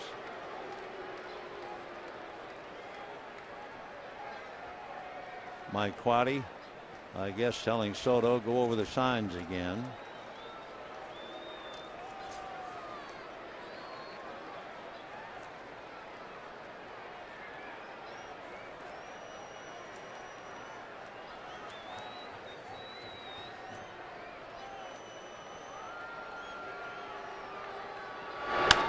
And that's going down the right field line, slicing foul.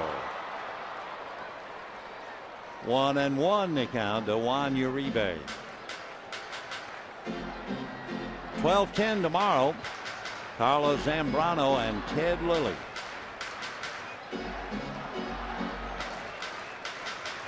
We know the Giants won. Wondering about Colorado, and they're tied up 3-3. 1 ball and 1 strike to Uribe.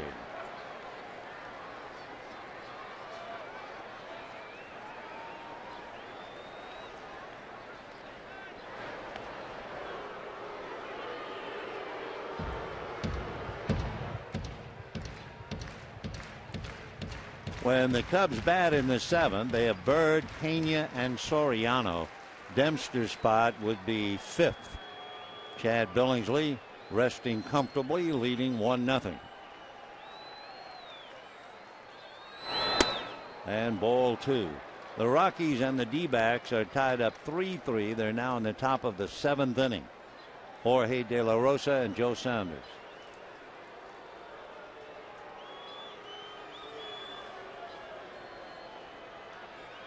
Dempster has made 89 pitches. So number 90 coming up after a big sigh. Watching Kemp, he goes, missed at the plate, throw on a bounce, and very late and dropped anyway. So Matt Kemp steals his 10th. Uribe fails to make contact, but Matt had a good jump. Barney couldn't handle the throw. So the Dodgers with 1 trying to get another. 2-2 the count to Juan Uribe.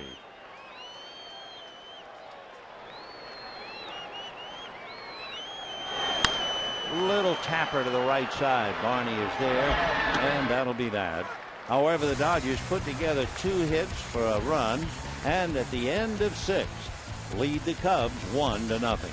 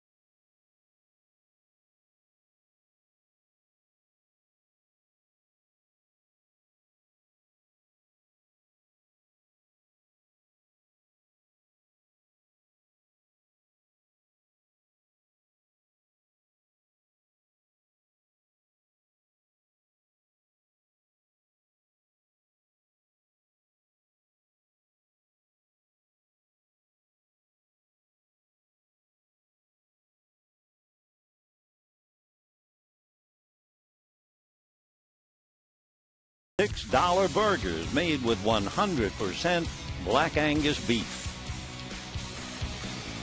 1-0 in favor of the Dodgers, 7th inning, and for the Dodgers, one of the tough hitters in the league, Marlon Byrd, will lead it off. Byrd against the Dodgers in his career is hitting .390. Right. Marlin singled a center in the 2nd inning, grounded out in the 4th, hitting .297 for the year.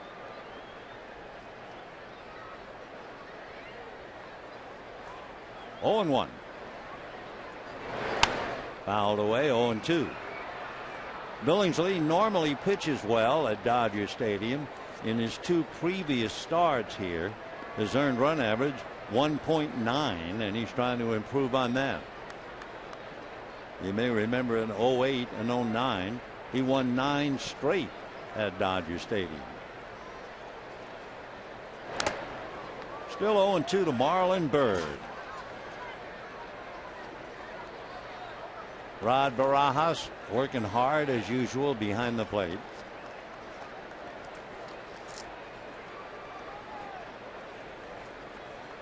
No balls, 2 strikes.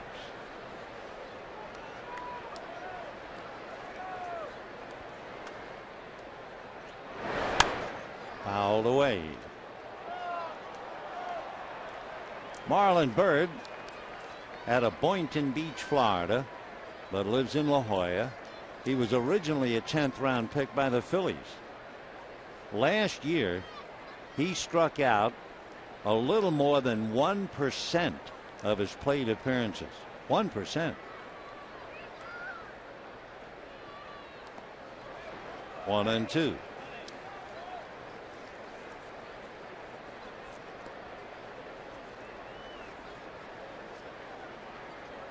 Trying to hold on to a 1-0 lead. Billingsley certainly in no hurry. He's made 84 pitches.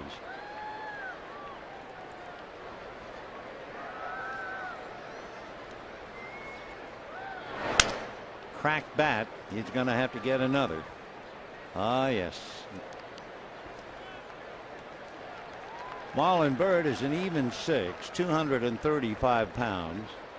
Though we mentioned last night when he had that serious leg infection, they had the surgery to save the leg, but he was in a cast, and while in the cast he couldn't do very much, and his weight ballooned to 315 pounds. He's got a big family in the background. His dad was one of 10 children, and his mom has 11 brothers and sisters. That's a big family. 2-2. His mom was the first of all those children to go to college, and she's a project manager for IBM.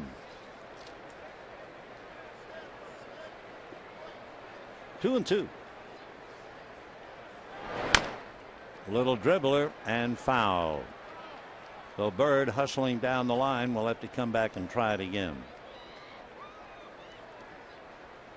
Marlon, drafted by the Phillies, made it to the big leagues, and he was with the Phils from 02 into 05. Then he went to the Nationals. Then he went over to the American League to the Rangers for 3 years. This is his 2nd year with the Cubs. He's also making it tough on Billingsley. This will be the 9th pitch in their battle. 2-2. And hit hard, but there's Loney to make the play. 1 away in the 7th. Carlos Pena coming up. Be sure to bring your kids to Dodger Stadium on Sunday the 15th. Dodgers and Diamondbacks, and the first 15,000 kids 14 and under in attendance receive a James Loney batting practice jersey, compliments of Dreyer's Grand Ice Cream. For tickets, call 866-DODGERS or go to Dodgers.com/promotions. James handling that hot potato down there on that ground ball.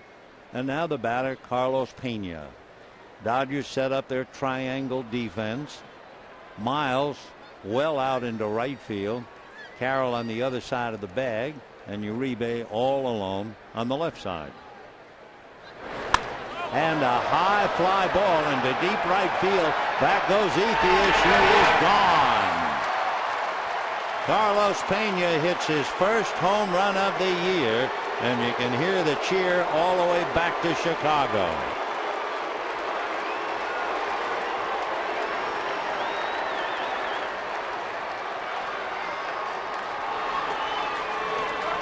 Well, home run number 1 for Carlos Pena. It is the 3rd home run that Billingsley has allowed this year. And you can see the Cub bench reacting. They're expecting big things from Carlos, and he does what they've been hoping for. Gets one out. So now the batter is Soriano. We have a 1-1 tie in the 7th. Ball 1. When the Dodgers come up in the bottom half, Billingsley is due to bat 4th.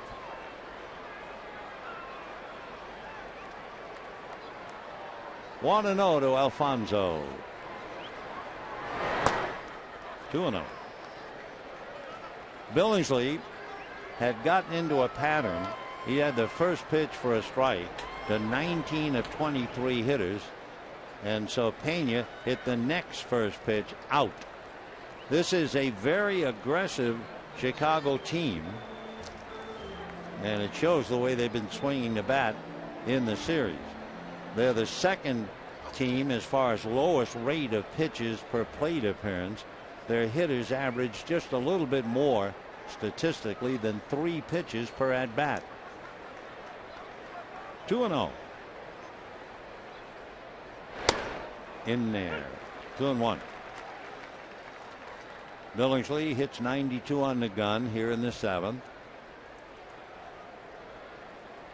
He's also made 92 pitches.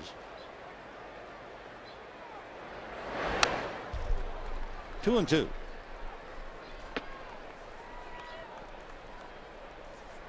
Alfonso Soriano, despite the fact he has 11 home runs, he's grounded into 5 double plays.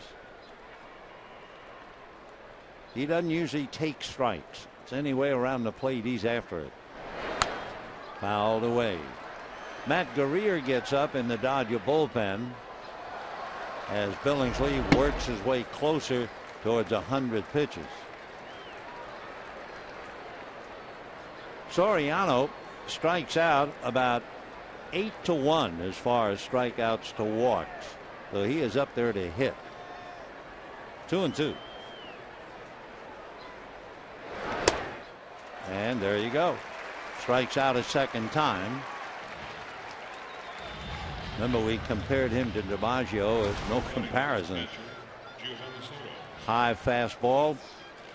So for Soriano, 2 Ks tonight. That means he has struck out 27 times in 28 games. And here's Soto, walked and struck out. 7 strikeouts for Billingsley. And there they go after that first pitch. 0-1 the count. Last night, you remember, Clayton Kershaw made 72 pitches through 6 innings. They were going after the first pitch all the time. And then all of a sudden his pitch count went up to 100, and he was out of there after 7.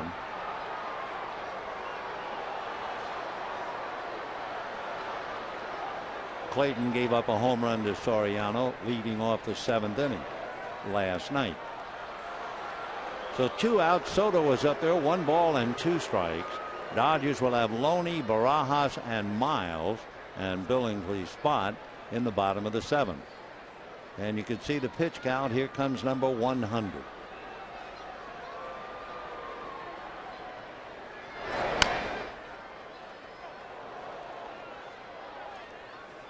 One ball and 2 strikes.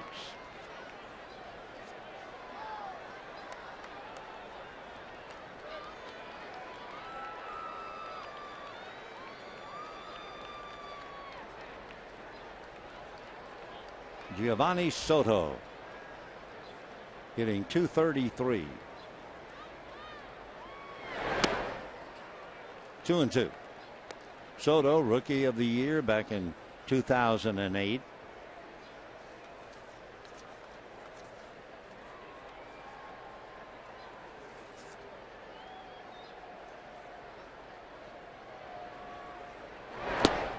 And down he goes, striking out a second time. 8 strikeouts for Chad Billingsley, but he gives up the run, so to tie. And at the end of 6 1/2, a 1-1 tie. Folks now ready to sing God Bless America and Take Me Out to the Ball Game. Ladies and gentlemen, please rise and join in the singing of God Bless America, performed tonight by multi-talented former lead member of the all-girl group, The Stunners. accompanied by Nancy B. Please welcome back Tina Shea.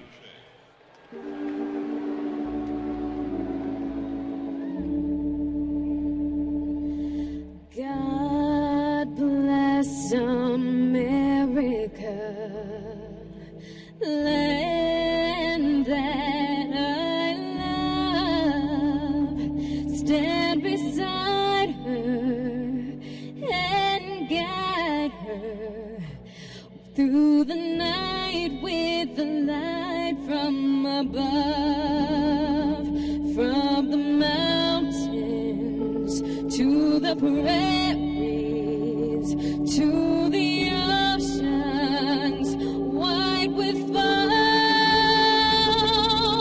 God bless America, my home, sweet home.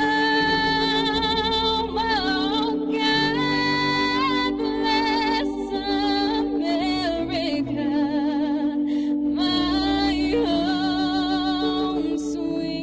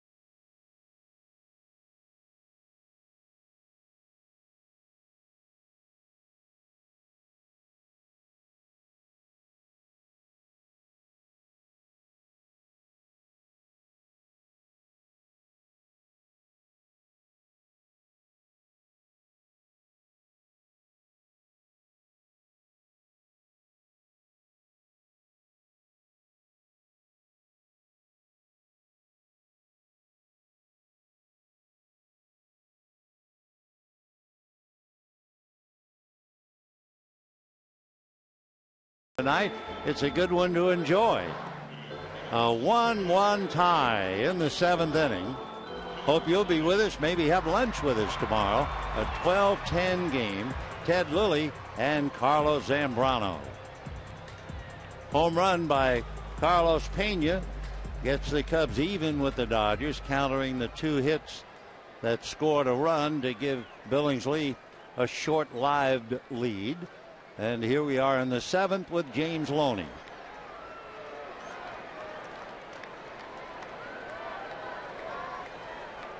Interesting sequence for Chad Billingsley sitting in the dugout. Tell you in a moment. And a strike.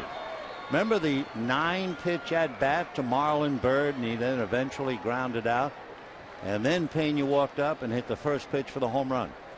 So some way or another, the Bird always bothers the Dodgers, even when he makes out.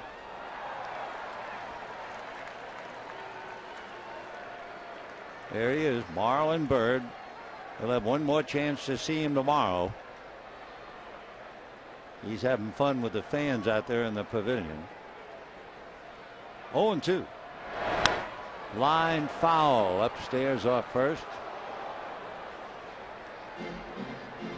Still 0-2. Well, Loney has pulled the ball twice. It saved him $1. Remember, we told you if he hits a fly ball to left field, he has to pay Mattingly a single. Yep, $1. If he hits a line drive to left field, Mattingly has to pay him $1. 0-2.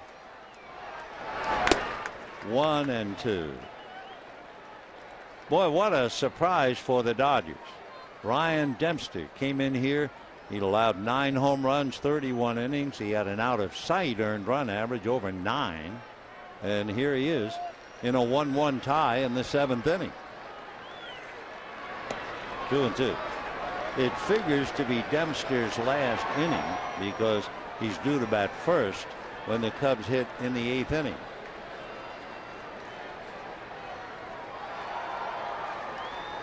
He's made 96 pitches. Fouled away.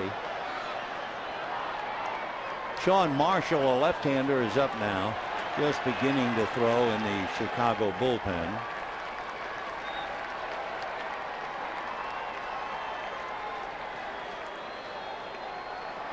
He's now joined by Kerry Wood. 2-2. And that's going to be hit into left center for a base hit. Bird up with it, gets it back in. So Loney 1 for 3 with a single to center. And the batter now, Rod Barajas. Barajas struck out and singled 1 for 2.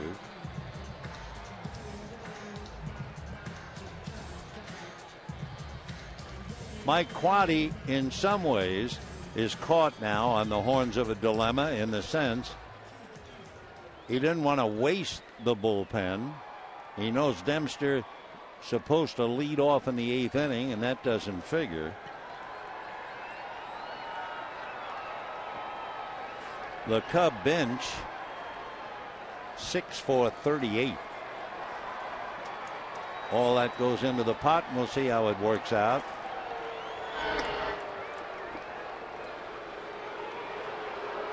Loney has a stolen base. He's 1 for 1. Tim Wallach maybe hanging out something.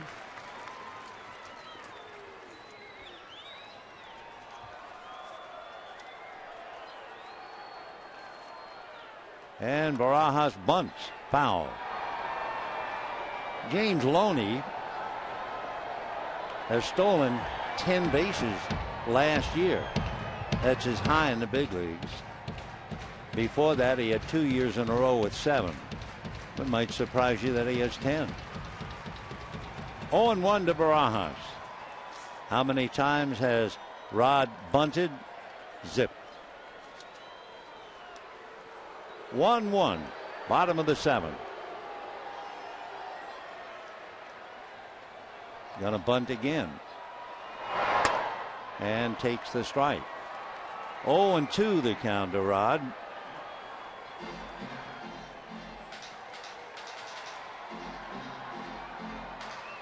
Dempster now has gone over the 100 pitch mark on this next one.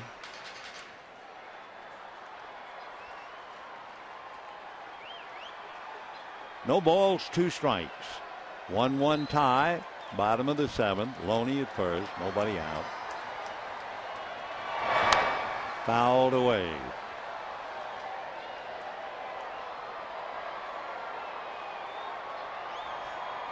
When you think about it, for Ryan Dempster, he obviously has not been around this long in any game this year.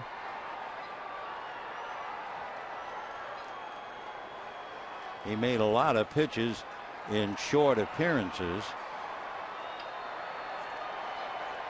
Early April, he did have a game with 115 pitches. And Barajas badly fooled. Strikes 1 and down he goes. That would be only the 3rd strikeout for Ryan Dempster. And the batter will be Aaron Miles. And out on deck, Jay Gibbons. Interesting, the Dodgers called up Jay Gibbons today, and they put Marcus Thames on the DL. And Thames last night grounded into a double play, and as he said, heard something pop. They had to give him a shot, and they think that Marcus will be out a while. So here's Jay Gibbons. Got here about 4 o'clock this afternoon. 0-1 to Miles.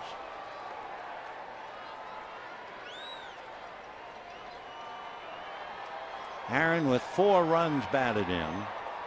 Grounded to short twice. The second time it was worth a double play.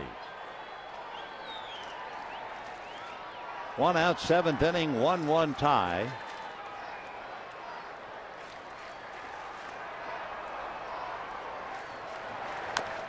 Fouled at the plate. 0-2 to Aaron.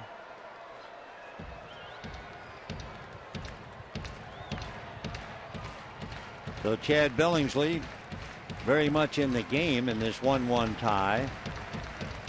But in order to get a decision on the right side, after giving up the home run to Pena, he needs a run to take back to the clubhouse.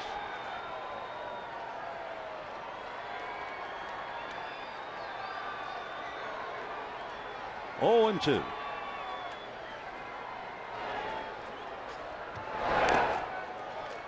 One and 2. Loney conservative down there at the bag, holding on. Dodgers had a runner get to third in the first inning and finally got their run in the 6th. The Cubs were completely shut down. They had one man get to third in the 6th inning, and then Pena hit the home run to tie up the game. 1-2 to Aaron Miles.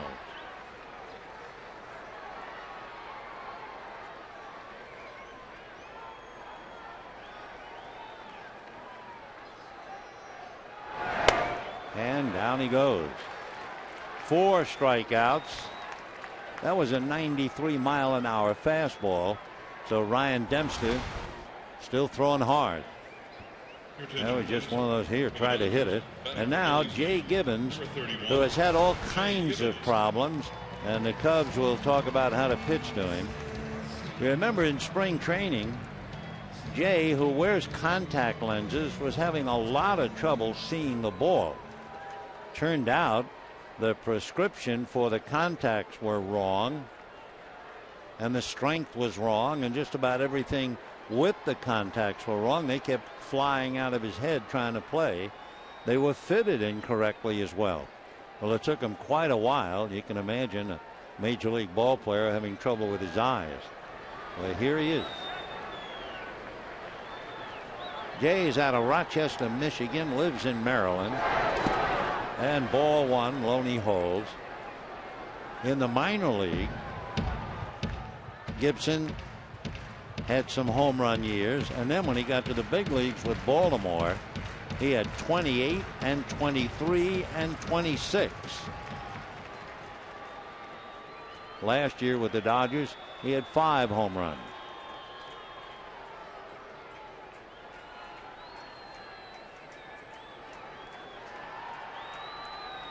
Jay is 34 years old. Can play the outfield and first base. In fact, Don Mattingly mentioned the fact that he might work a little bit at first base. Well put together, an even 6 and a good 205 pounds. 2 balls and no strikes. Loney at first. 1-1, bottom of the 7th.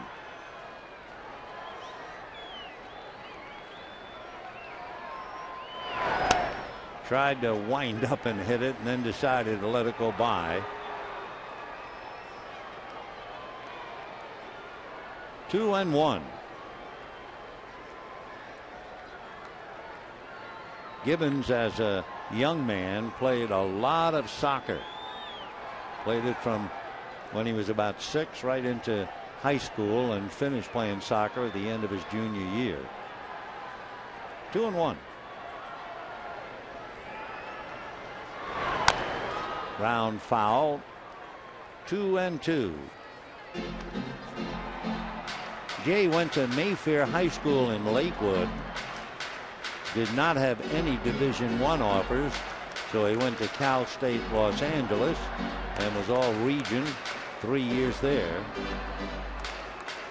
Signed with the Blue Jays back in 1998 and made it with the Orioles. He was with the Orioles for 8 seasons. 2-2.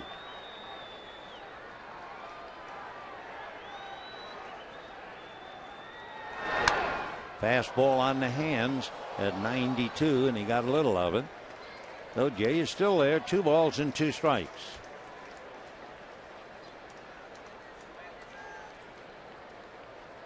Jay Gibbons, way back in the low minors, was a teammate with Orlando Hudson. And Gibbons said Orlando had a great effect on him because of his outgoing personality.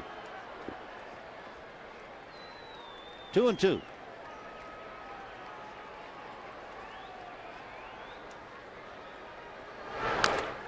Fouled at the plate. Jay Gibbons giving it a battle here. And so is Ryan Dempster, who is due to lead off in the 8th inning. Soto out to talk to him. His pitch count now is 112. As we mentioned, his high, he had 115 back on April the 11th. Mike Quaddy, however, had to come and get him over in Arizona. He was history after 40 pitches. 2-2.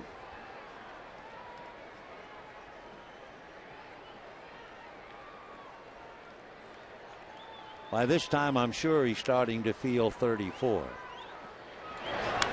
Foul back. So Gibbons against a tiring right-hander, fouling off pitches. This will be the 8th pitch in this sequence.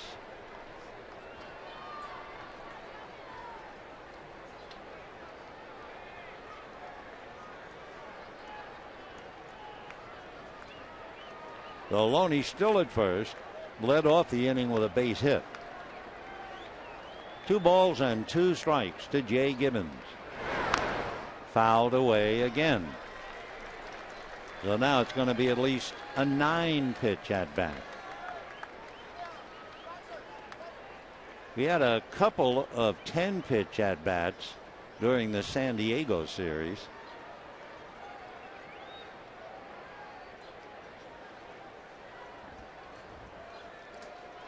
Two and two.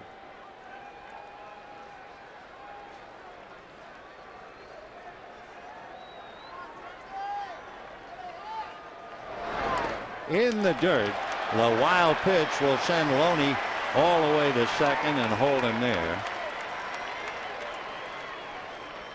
So the Dodgers get Loney into scoring position on that wild pitch. For Ryan Dempster, that would be his first wild pitch. The Dodgers now trying to cash it in.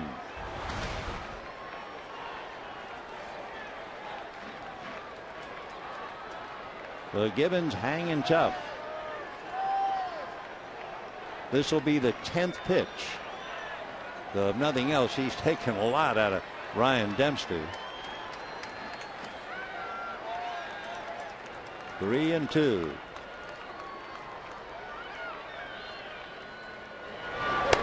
Got him looking. After all of that, the big curveball freezes him, and they leave Loney at second base. And I would think with that, Ryan Dempster and Chad Billingsley call it a night in a 1-1 tie.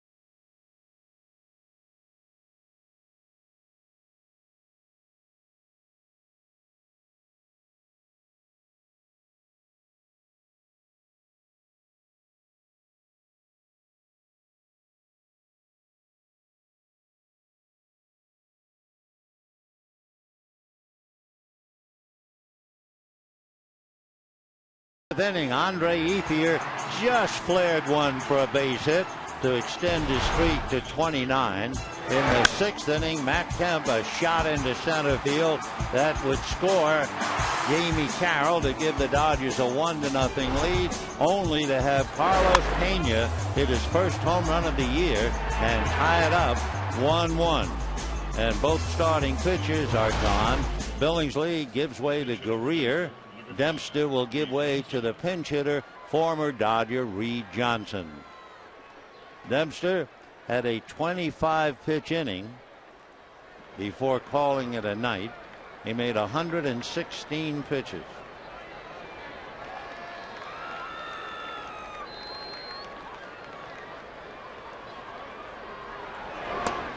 Ball 1 to Reed Johnson.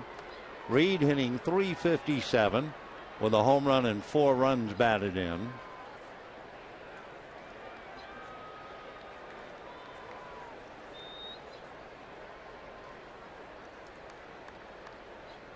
We're in the 8th, 1-1 tie. That's a strike, 1-1 to count. For Matt Guerrier, he's in his 14th game as he works on Reed Johnson.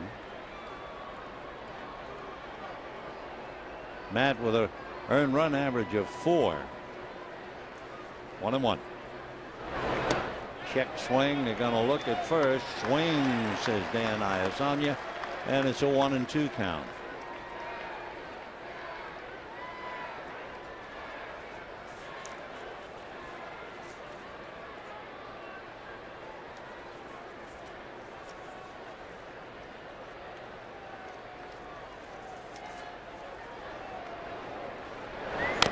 Fouled away. Reed Johnson has 1 home run. He hit that against San Diego, Luke Gregerson. On the road trip, doesn't play regularly, 1 for 4. Johnson started last night and went 1 for 4 against Kershaw. That's fouled. Still 1-2.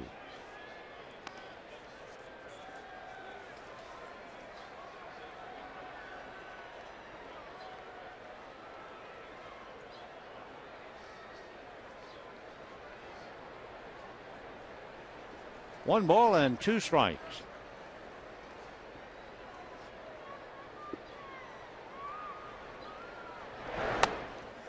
Two and 2 the count to Reed.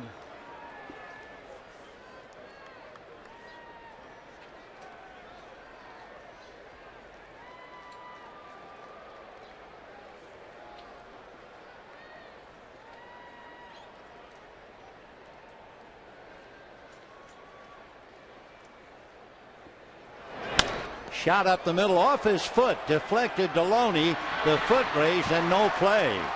So it's a base hit for Reed Johnson. Literally and figuratively a base hit off Guerrier. Got that left leg. Deloney was able to pick it up, but Guerrier stayed for the moment and then too late. So Johnson gets himself a base hit. Tiebreaker is aboard. And now Fukudome, Barney, and Castro due up.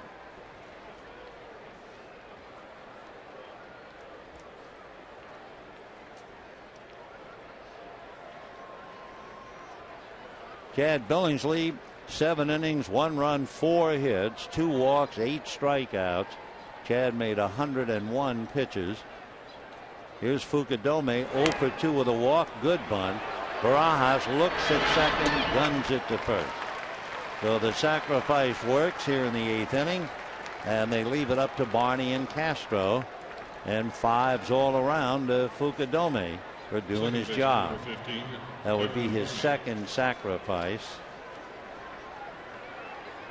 So here now, Darren Barney, fouled out, flied out, single to right.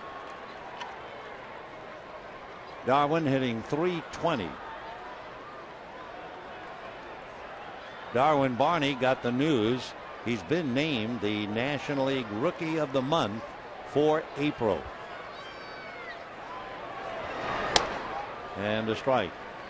He's the young man with the interesting background of a Korean grandmother and a Japanese grandfather.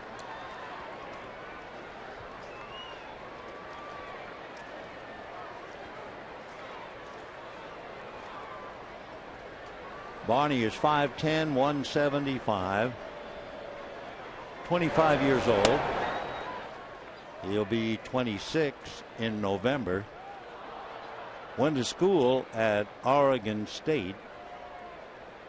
Besides playing a lot of baseball in college, he also played soccer and basketball, and then played football for a couple of years and finally gave it up. In the dirt. 2-1 the count.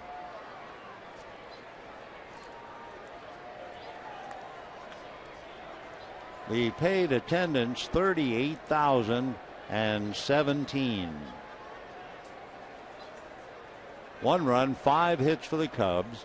1 run, 6 hits for the Dodgers. And we're in the 8th inning. Dodgers scored in the 6th inning, and the Cubs tied in the 7th. Breaking ball strike. 2-2.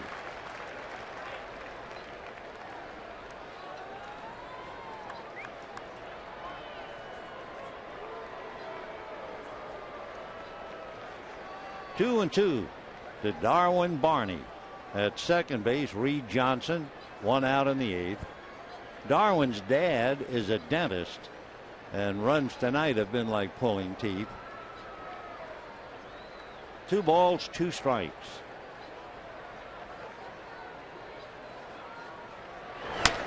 Ground ball. The runner heading for third. Carroll goes after him, and they've got Johnson and the tag by Uribe.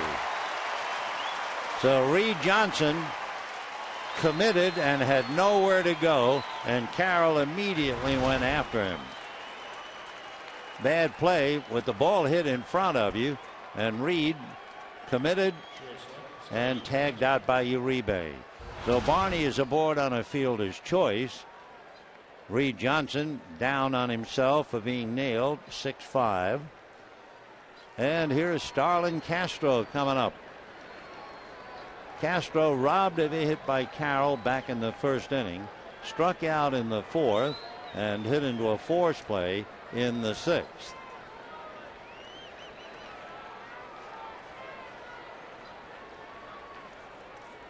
So now, with Barney at first and 2 out, Dodgers have to keep an eye on Darwin.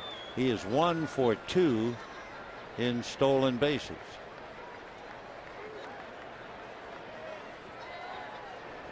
In reading the background on Barney, knowing that among other things he played soccer, but there is a quote you may or may not apply now as far as his soccer career. Darwin said, "Running is not my game."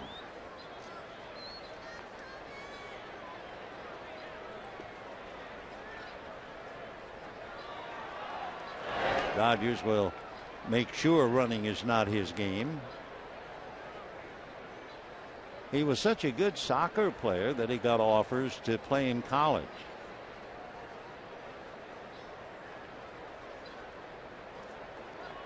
Carrying the tiebreaker, Darwin Barney, who when he was 6 years old was playing on teams with 12-year-old players.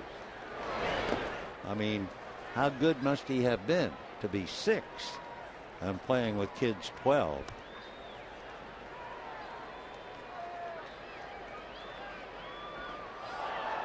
Meanwhile, Starlin Castro at the plate is only 21, playing with the big boys.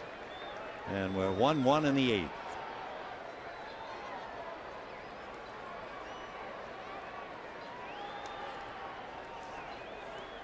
One run, 6 hits for the Dodgers.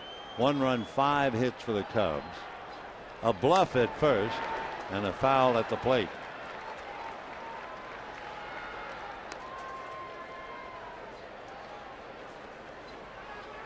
We mentioned earlier that when Castro broke in his first major league at bat, he had a 3-run home run. Later, he added a 3-run triple He became the first player in Major League history to drive in 6 runs in his big league debut, and the 3rd youngest to hit a home run in his first at bat. 1-1 to Starlin. That's Starlin. He's from the Dominican.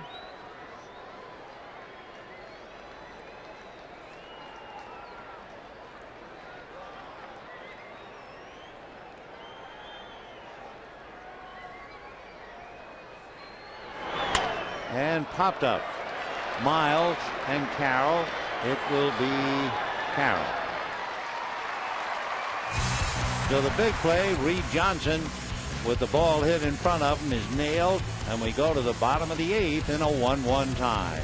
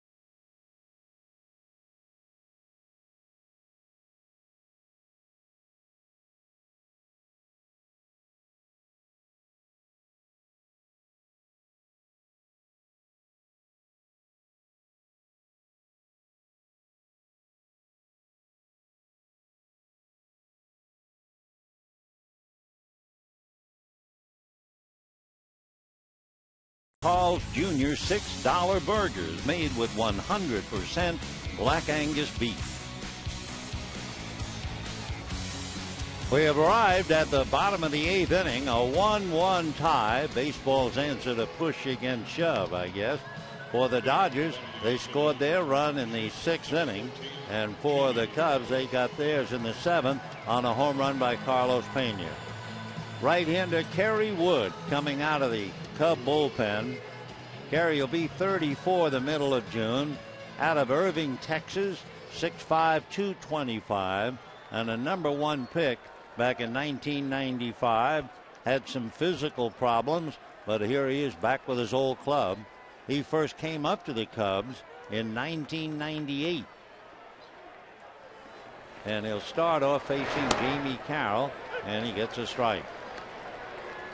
When Kerry Wood was in high school, the day after the Cubs signed him, he pitched both ends of a doubleheader in the Texas State playoffs. That infuriated the Cubs. Fouled away, 0-2.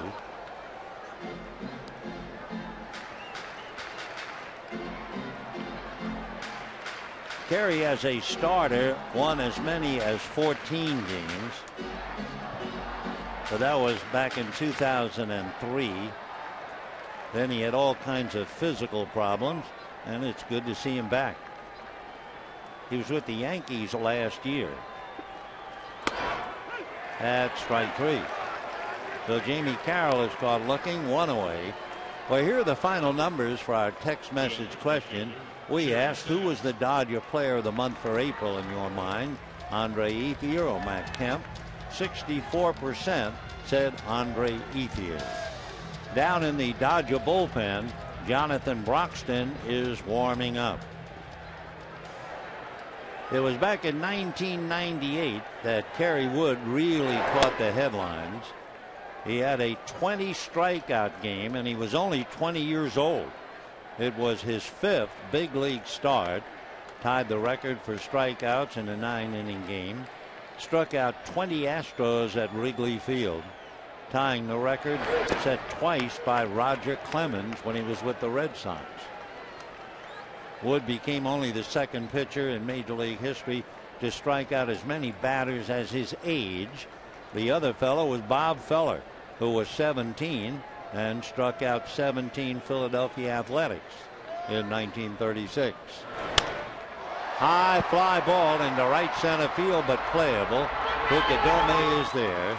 So again, we see Jerry Sands going the other way.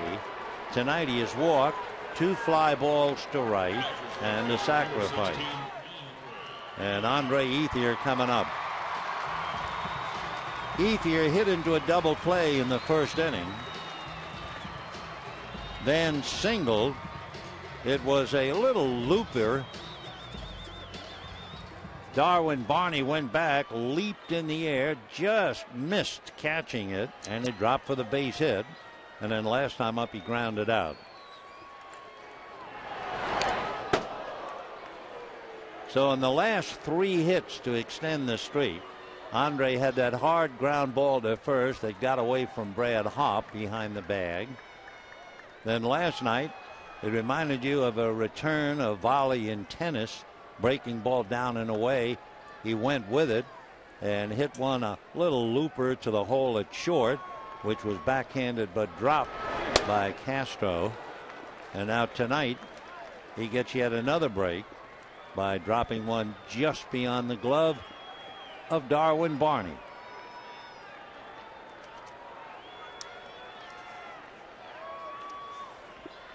One and one. That's a strike.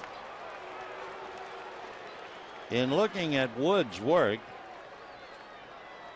he's been in 10 previous games and his earned run average 1.9. 4 walks, 9 strikeouts, so he's picked up his 10th strikeout tonight when he got Carroll. Fastball smothered by Barney on his knees to get him. So Darwin Barney takes a hit away, could not take the other one away, and we're still 1-1 as we go to the 9th.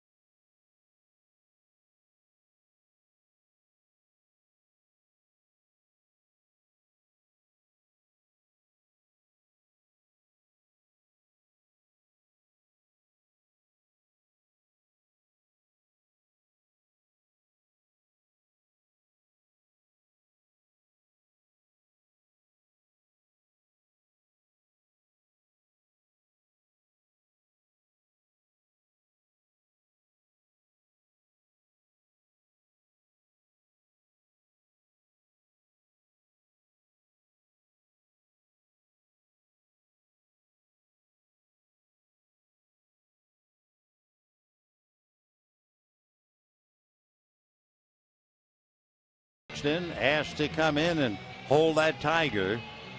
Broxton will be facing the heart of the lineup for the Cubs. That means Ramirez, Bird, and Pena. Broxton closed up shop last night, made only 8 pitches in the 9th inning. That threesome was Soriano, Pena, and Reed Johnson. So now Ramirez, Bird, and Pena. And to look at the past to perhaps determine the present, Broxton and Ramirez. Ramirez is 6-for-7, hitting .857 against Broxton. .857.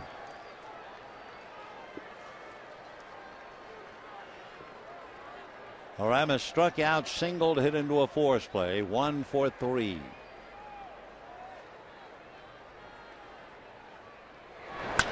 Line foul, 0-1. Final score, the Diamondbacks beat the Rockies 4-3. Justin Upton hit a home run in the 8th inning, and that won the game. Though the Giants win, the Rockies lose. Giants trail by 4, snapping a little 2-game losing streak. Rockies have now lost 2 in a row. 0-1 to Ramirez.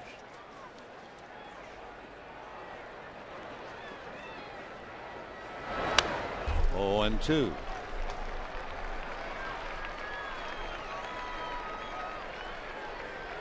Ramirez kind of talking to himself, obviously. This game will do that. Yeah, those are important numbers, huh? 6 for 7 and 4 runs batted in.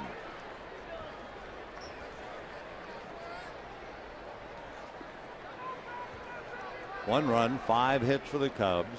1 run, 6 hits for the Dodgers.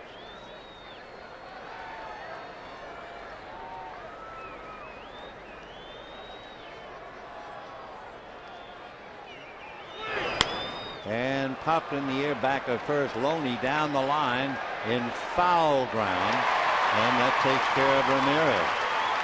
Well, certainly one of the biggest threats. Fouls out. Aramis Ramirez. Now Marlon Byrd 1 for 3. Byrd and Broxton. Marlon 1 for 4. In the game tonight, he is 1 for 3. And then Carlos Pena, who faced Broxton for the first time in his career in the 9th inning last night and flied to left.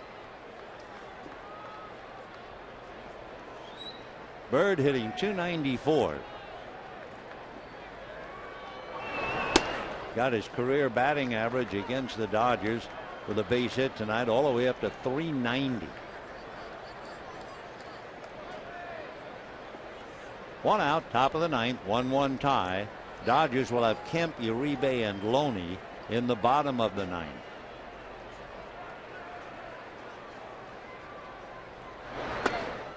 Two and 0. Starting pitchers each deserve to win, neither deserve to lose. Billingsley 7 innings, 1 run. Dempster 7 innings, 1 run. Great job for each man.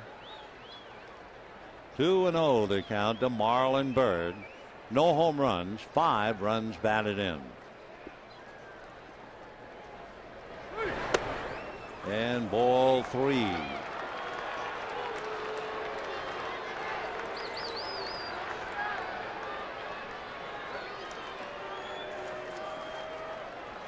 Marlon Byrd's high in home runs. He hit 20 2 years ago. Carlos Pena waiting on deck. And ball 4. So Marlon Byrd goes to first. Now remember, the Cubs are not a running ball club at all. Byrd is 1 for 2 in stolen bases. Pena struck out, fouled out, and then all of Chicago rejoiced when he hit his first home run of the year in the club's 29th game. Good enough to make the game tied.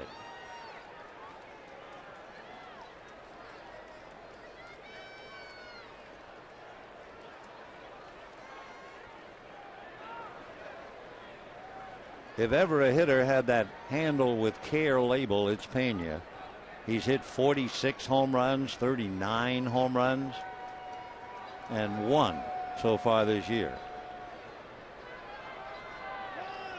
Time.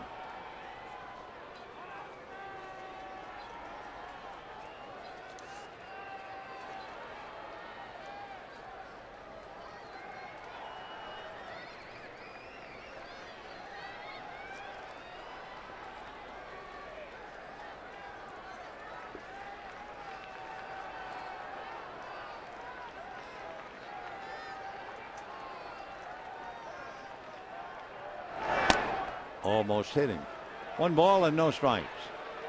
Pena's a big man, 6'2", 215 pounds. He'll be 33, 17th of the month. Originally signed by the Rangers out of Northeastern University. He lives in Massachusetts.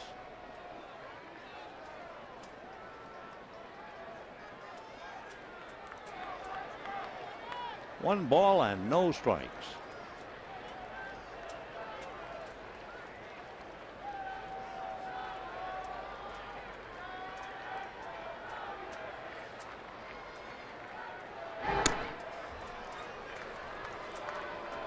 The Cubs have stolen a grand total of 6 bases this year.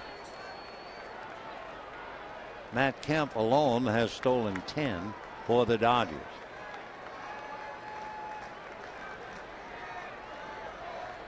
In Broxton's career, they have stolen more, well, in fact, 3 times than they have been caught. 39-13. He's picked off 4 off the plate. 2-0.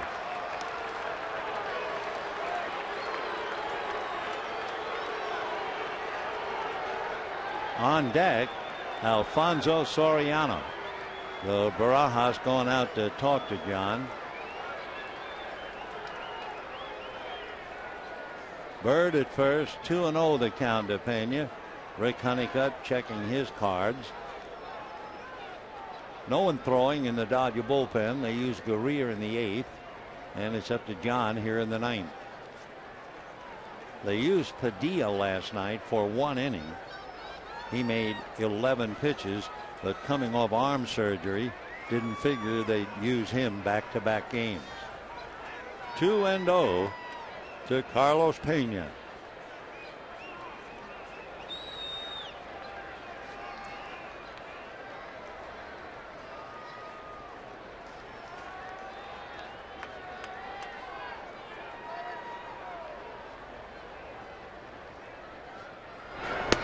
And ball 3.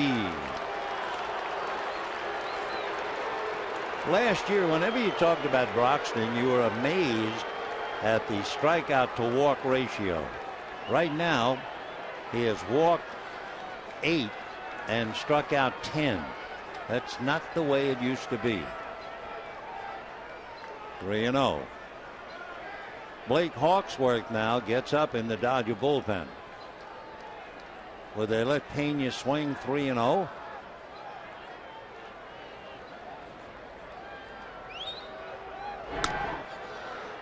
In his career, as we mentioned, Broxton has picked off 4 runners. 9th inning, a 1-1 tie.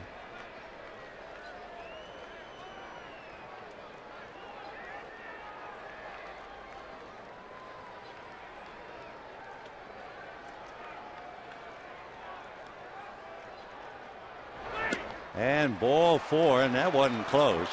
So John is pushing it now. First and second with 1 out. The batter will be Soriano. In checking Broxton and Soriano. Soriano was 1 for 7 against Broxton. Struck out against him last night. So Soriano is 1 for 7 and has struck out 4 of the 7 plate appearances. So Hawksworth down there in the pen. Soriano will be followed by Soto. So Bird at second, Pena at first. 1 out. That was Ramirez who fouled out. So here is Soriano hitting .260, 11 home runs, 21 runs batted in. Soriano has walked 3 times all year. 3. And he has struck out 27 times. So the way he plays, it's feast or famine. And if it's anywhere in the neighborhood, he'll break the shoelaces taking a swing at it.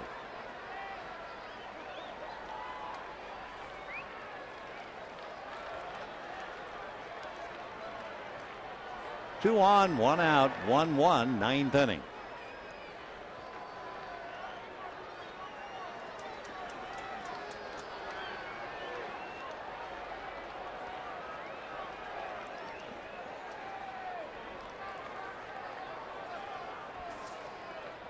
Soriano last night had a single and a home run. Bird and Pena out there. No pitch. 38,017. So Ramirez foul out, only to have Bird walk, Pena walk, and now here comes Don Mattingly. Well, let's see.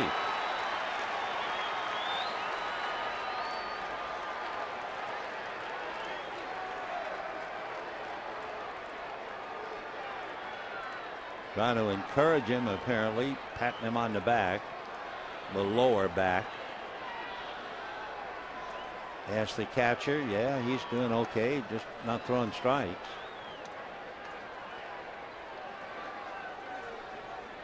Now the plate umpire, C.B. Buckner, said, well, what are you going to do?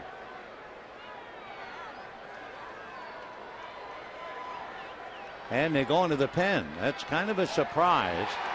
After talking to him and patting him on the back, Mattingly decides to lift Jonathan Broxton, whose troubles continue, and Blake Hawksworth coming in. For Broxton, he made 11 pitches, and the big man somewhat downcast, and we'll be right back.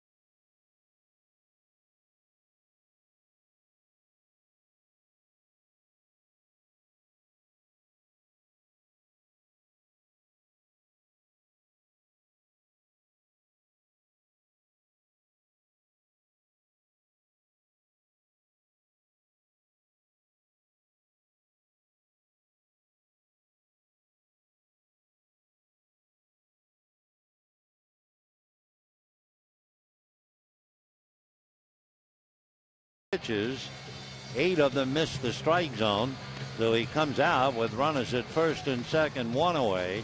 Alfonso Soriano will be the batter against Blake Hawksworth. On paper, that would appear to be an excellent move.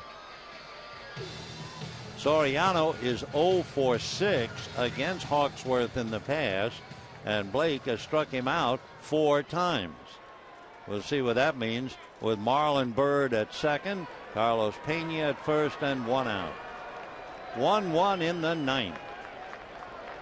Soriano has struck out twice, flied out. Never walks if he can help it.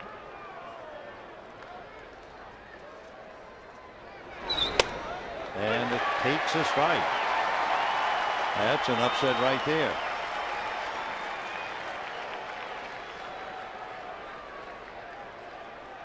He has hit 325 home runs in his career. Cubs would just settle for a base hit. He has not been hitting at all with runners in scoring position. Just 179. And a fly ball to center. Matt Kemp is right there. Runners have nowhere to go. So Hawksworth came and started right off. Fastball strike. Took care of him.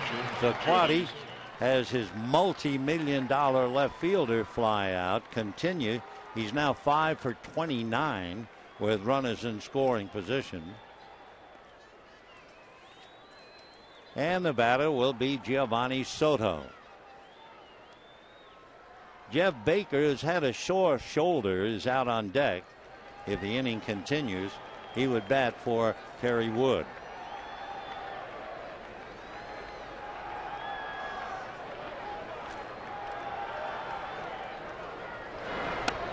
Ball one. Blake Hawksworth, acquired from the Cardinals. That was in the deal that sent Ryan Theriot to St. Louis.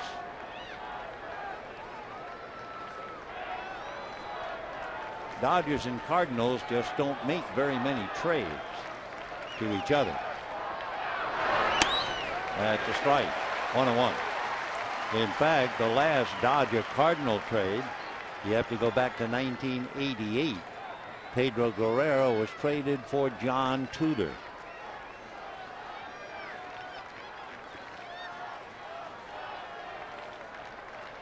One and one to Soto, hitting .231. 1-2. So in the inning, Broxton came in and got a guy who really wears him out, Aramis Ramirez, to foul out. Then pitching very carefully, he walked Bird. Then pitching very, very carefully, he walked Pena. And that's when Don went out to get him. Soriano leaves 2. And now it's up to Soto for the Cubs. 1-2.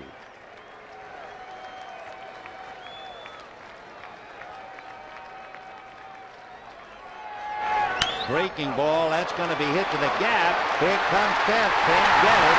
The ball goes through to the wall. That means 2 runs will score.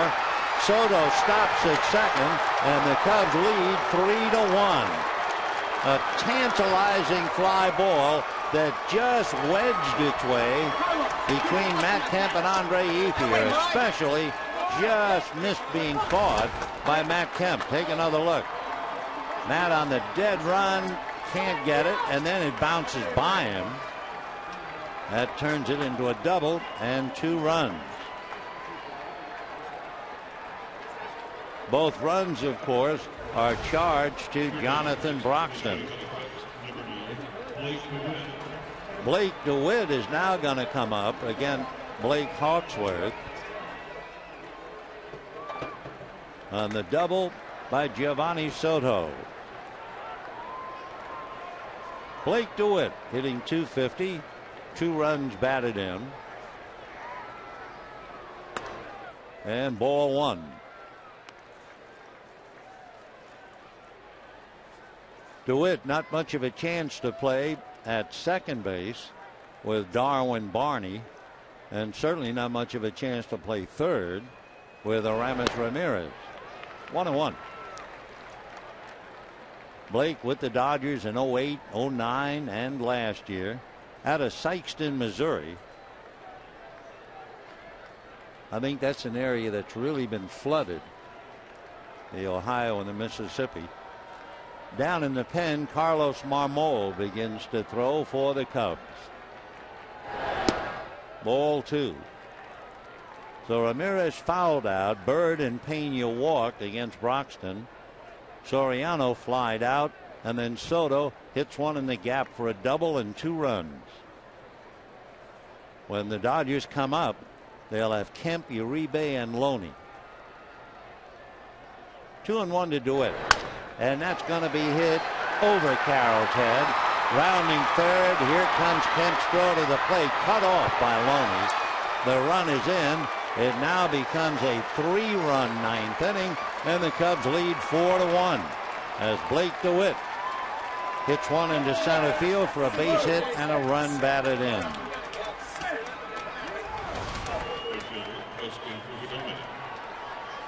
Watch Kemp unleash, and Loney cuts it off. They might have had a play, to be honest. And if you look at Barajas' body language, he acts like we let him get away with one. So Soto scores on the base hit by Blake DeWitt. Still 2 out. And here's Fukudome. Grounded out, struck out, walked, and sacrificed. That's right, 0-1. So now 4 runs, 7 hits for the Cubs, 1 run, 6 hits for the Dodgers. Hawksworth charged with the run and 2 hits.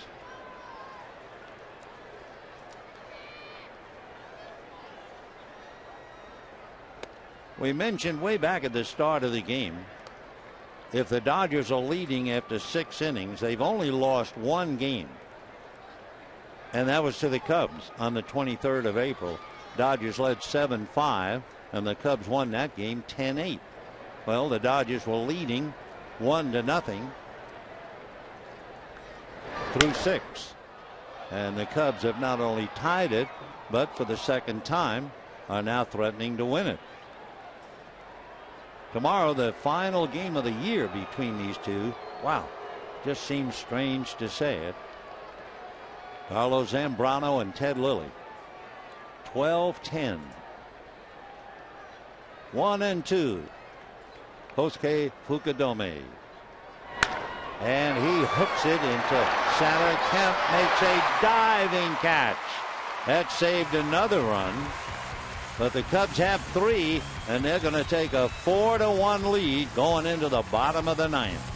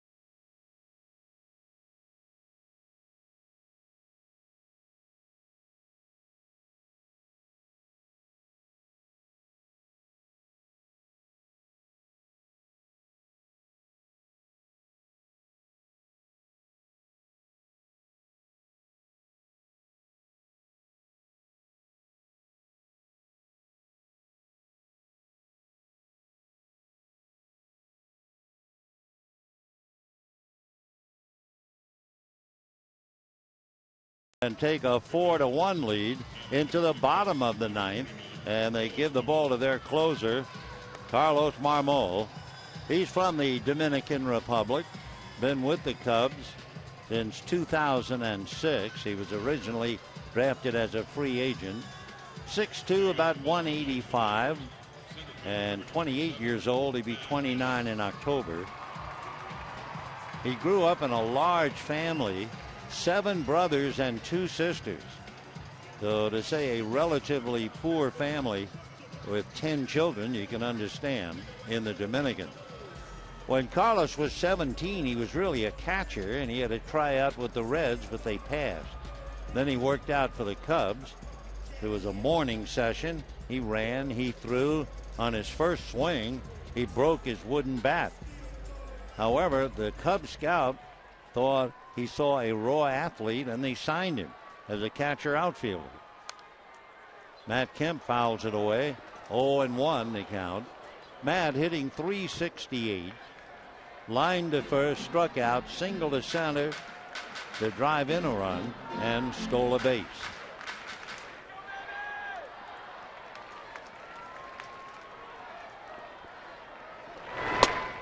Fastball missed. 1-1. It was in 2002 when the Cubs decided to give up on the catcher outfielder, and they moved him to the mound. Almost got him. 2-1 the count.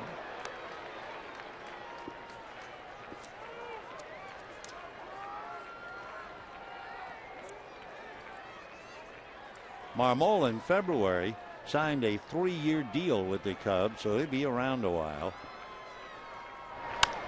Popped in the air down the right field line. Turning foul, going back into the stand. Marmol's fastball clocked as high as 94. Pretty good sinker. He has curveball, change, and a cutter. Last year, right-handers hit just 161 against him with no home runs. Lefties hit 130 against him with 1 home run.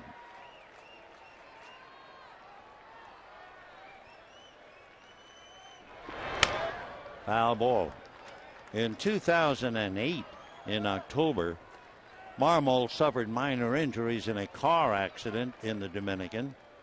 A truck hit a car carrying Marmol, a cousin, and a friend. Marmol had just arrived after the Cubs was swept by the Dodgers in the playoffs. Big bouncer. Castro waits for the hop. Throws him out. So 1 away in the 9th inning, and the batter Juan Uribe. Dodgers came into this game having won 3 of 4. So the Cubs trying to battle to get a split for the year in the 6-game schedule.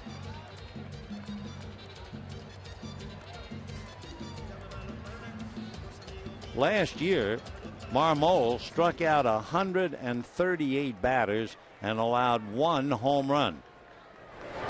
You realize where that puts him?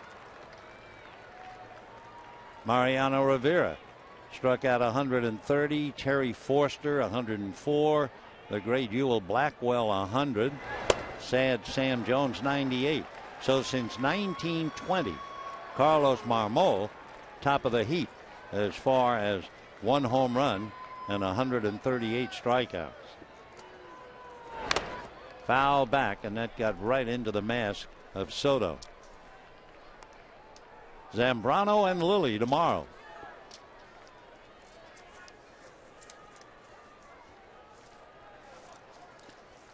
Oh and 2.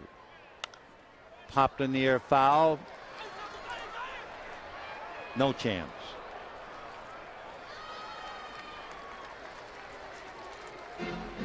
Giovanni Soto, who came up with that double to drive in 2.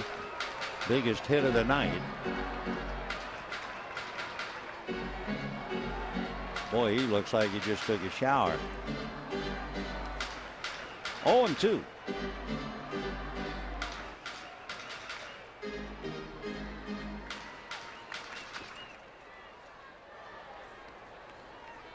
No balls and 2 strikes. 1 and 2. 2 years ago, Marmol suffered a grade 1 sprain of his left knee. His spikes caught on the mound at Busch Stadium, but he was only out a couple of days. Oh, good pitch, and down goes Uribe. So for Marmol, he continues picking up where he left off. His earned run average 1.9.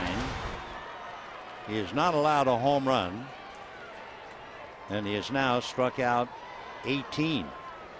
Andre Ethier got a little flare just over the glove of a leaping Darwin Barney for a base hit in the 4th inning. The ball he really ripped, Barney took the hit away from him. So Andre has hit in 29, and interesting about tomorrow. James Loney grounded to first, grounded to second, single to center, got to second base on a wild pitch, but stayed there. 0 and 2. So the Dodgers down to their last strike.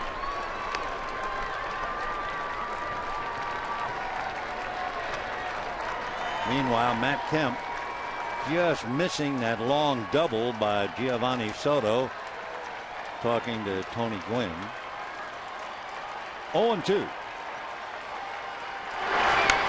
Hit late, a hopper foul outside of third, and it's still 0 and 2 to James Loney.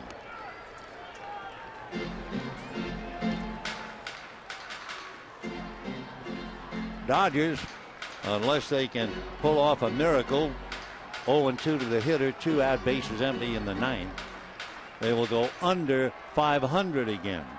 They started tonight 15-15, 4 back of Colorado. 0-2. Ball 1. Colorado lost, so the Rockies have got off to a tremendous start, are 17-10, and the Dodgers an out away from slipping under 500. Now a high fly ball, a trio of Cubs. It's Marlon Byrd. The totals on the ball game for the Cubs: 4 runs, 7 hits, and no errors. For the Dodgers, 1 run, 6 hits, and no errors. Cubs win it with 3 in the 9th inning. Tomorrow at 12:10, Carlos Zambrano and Ted Lilly.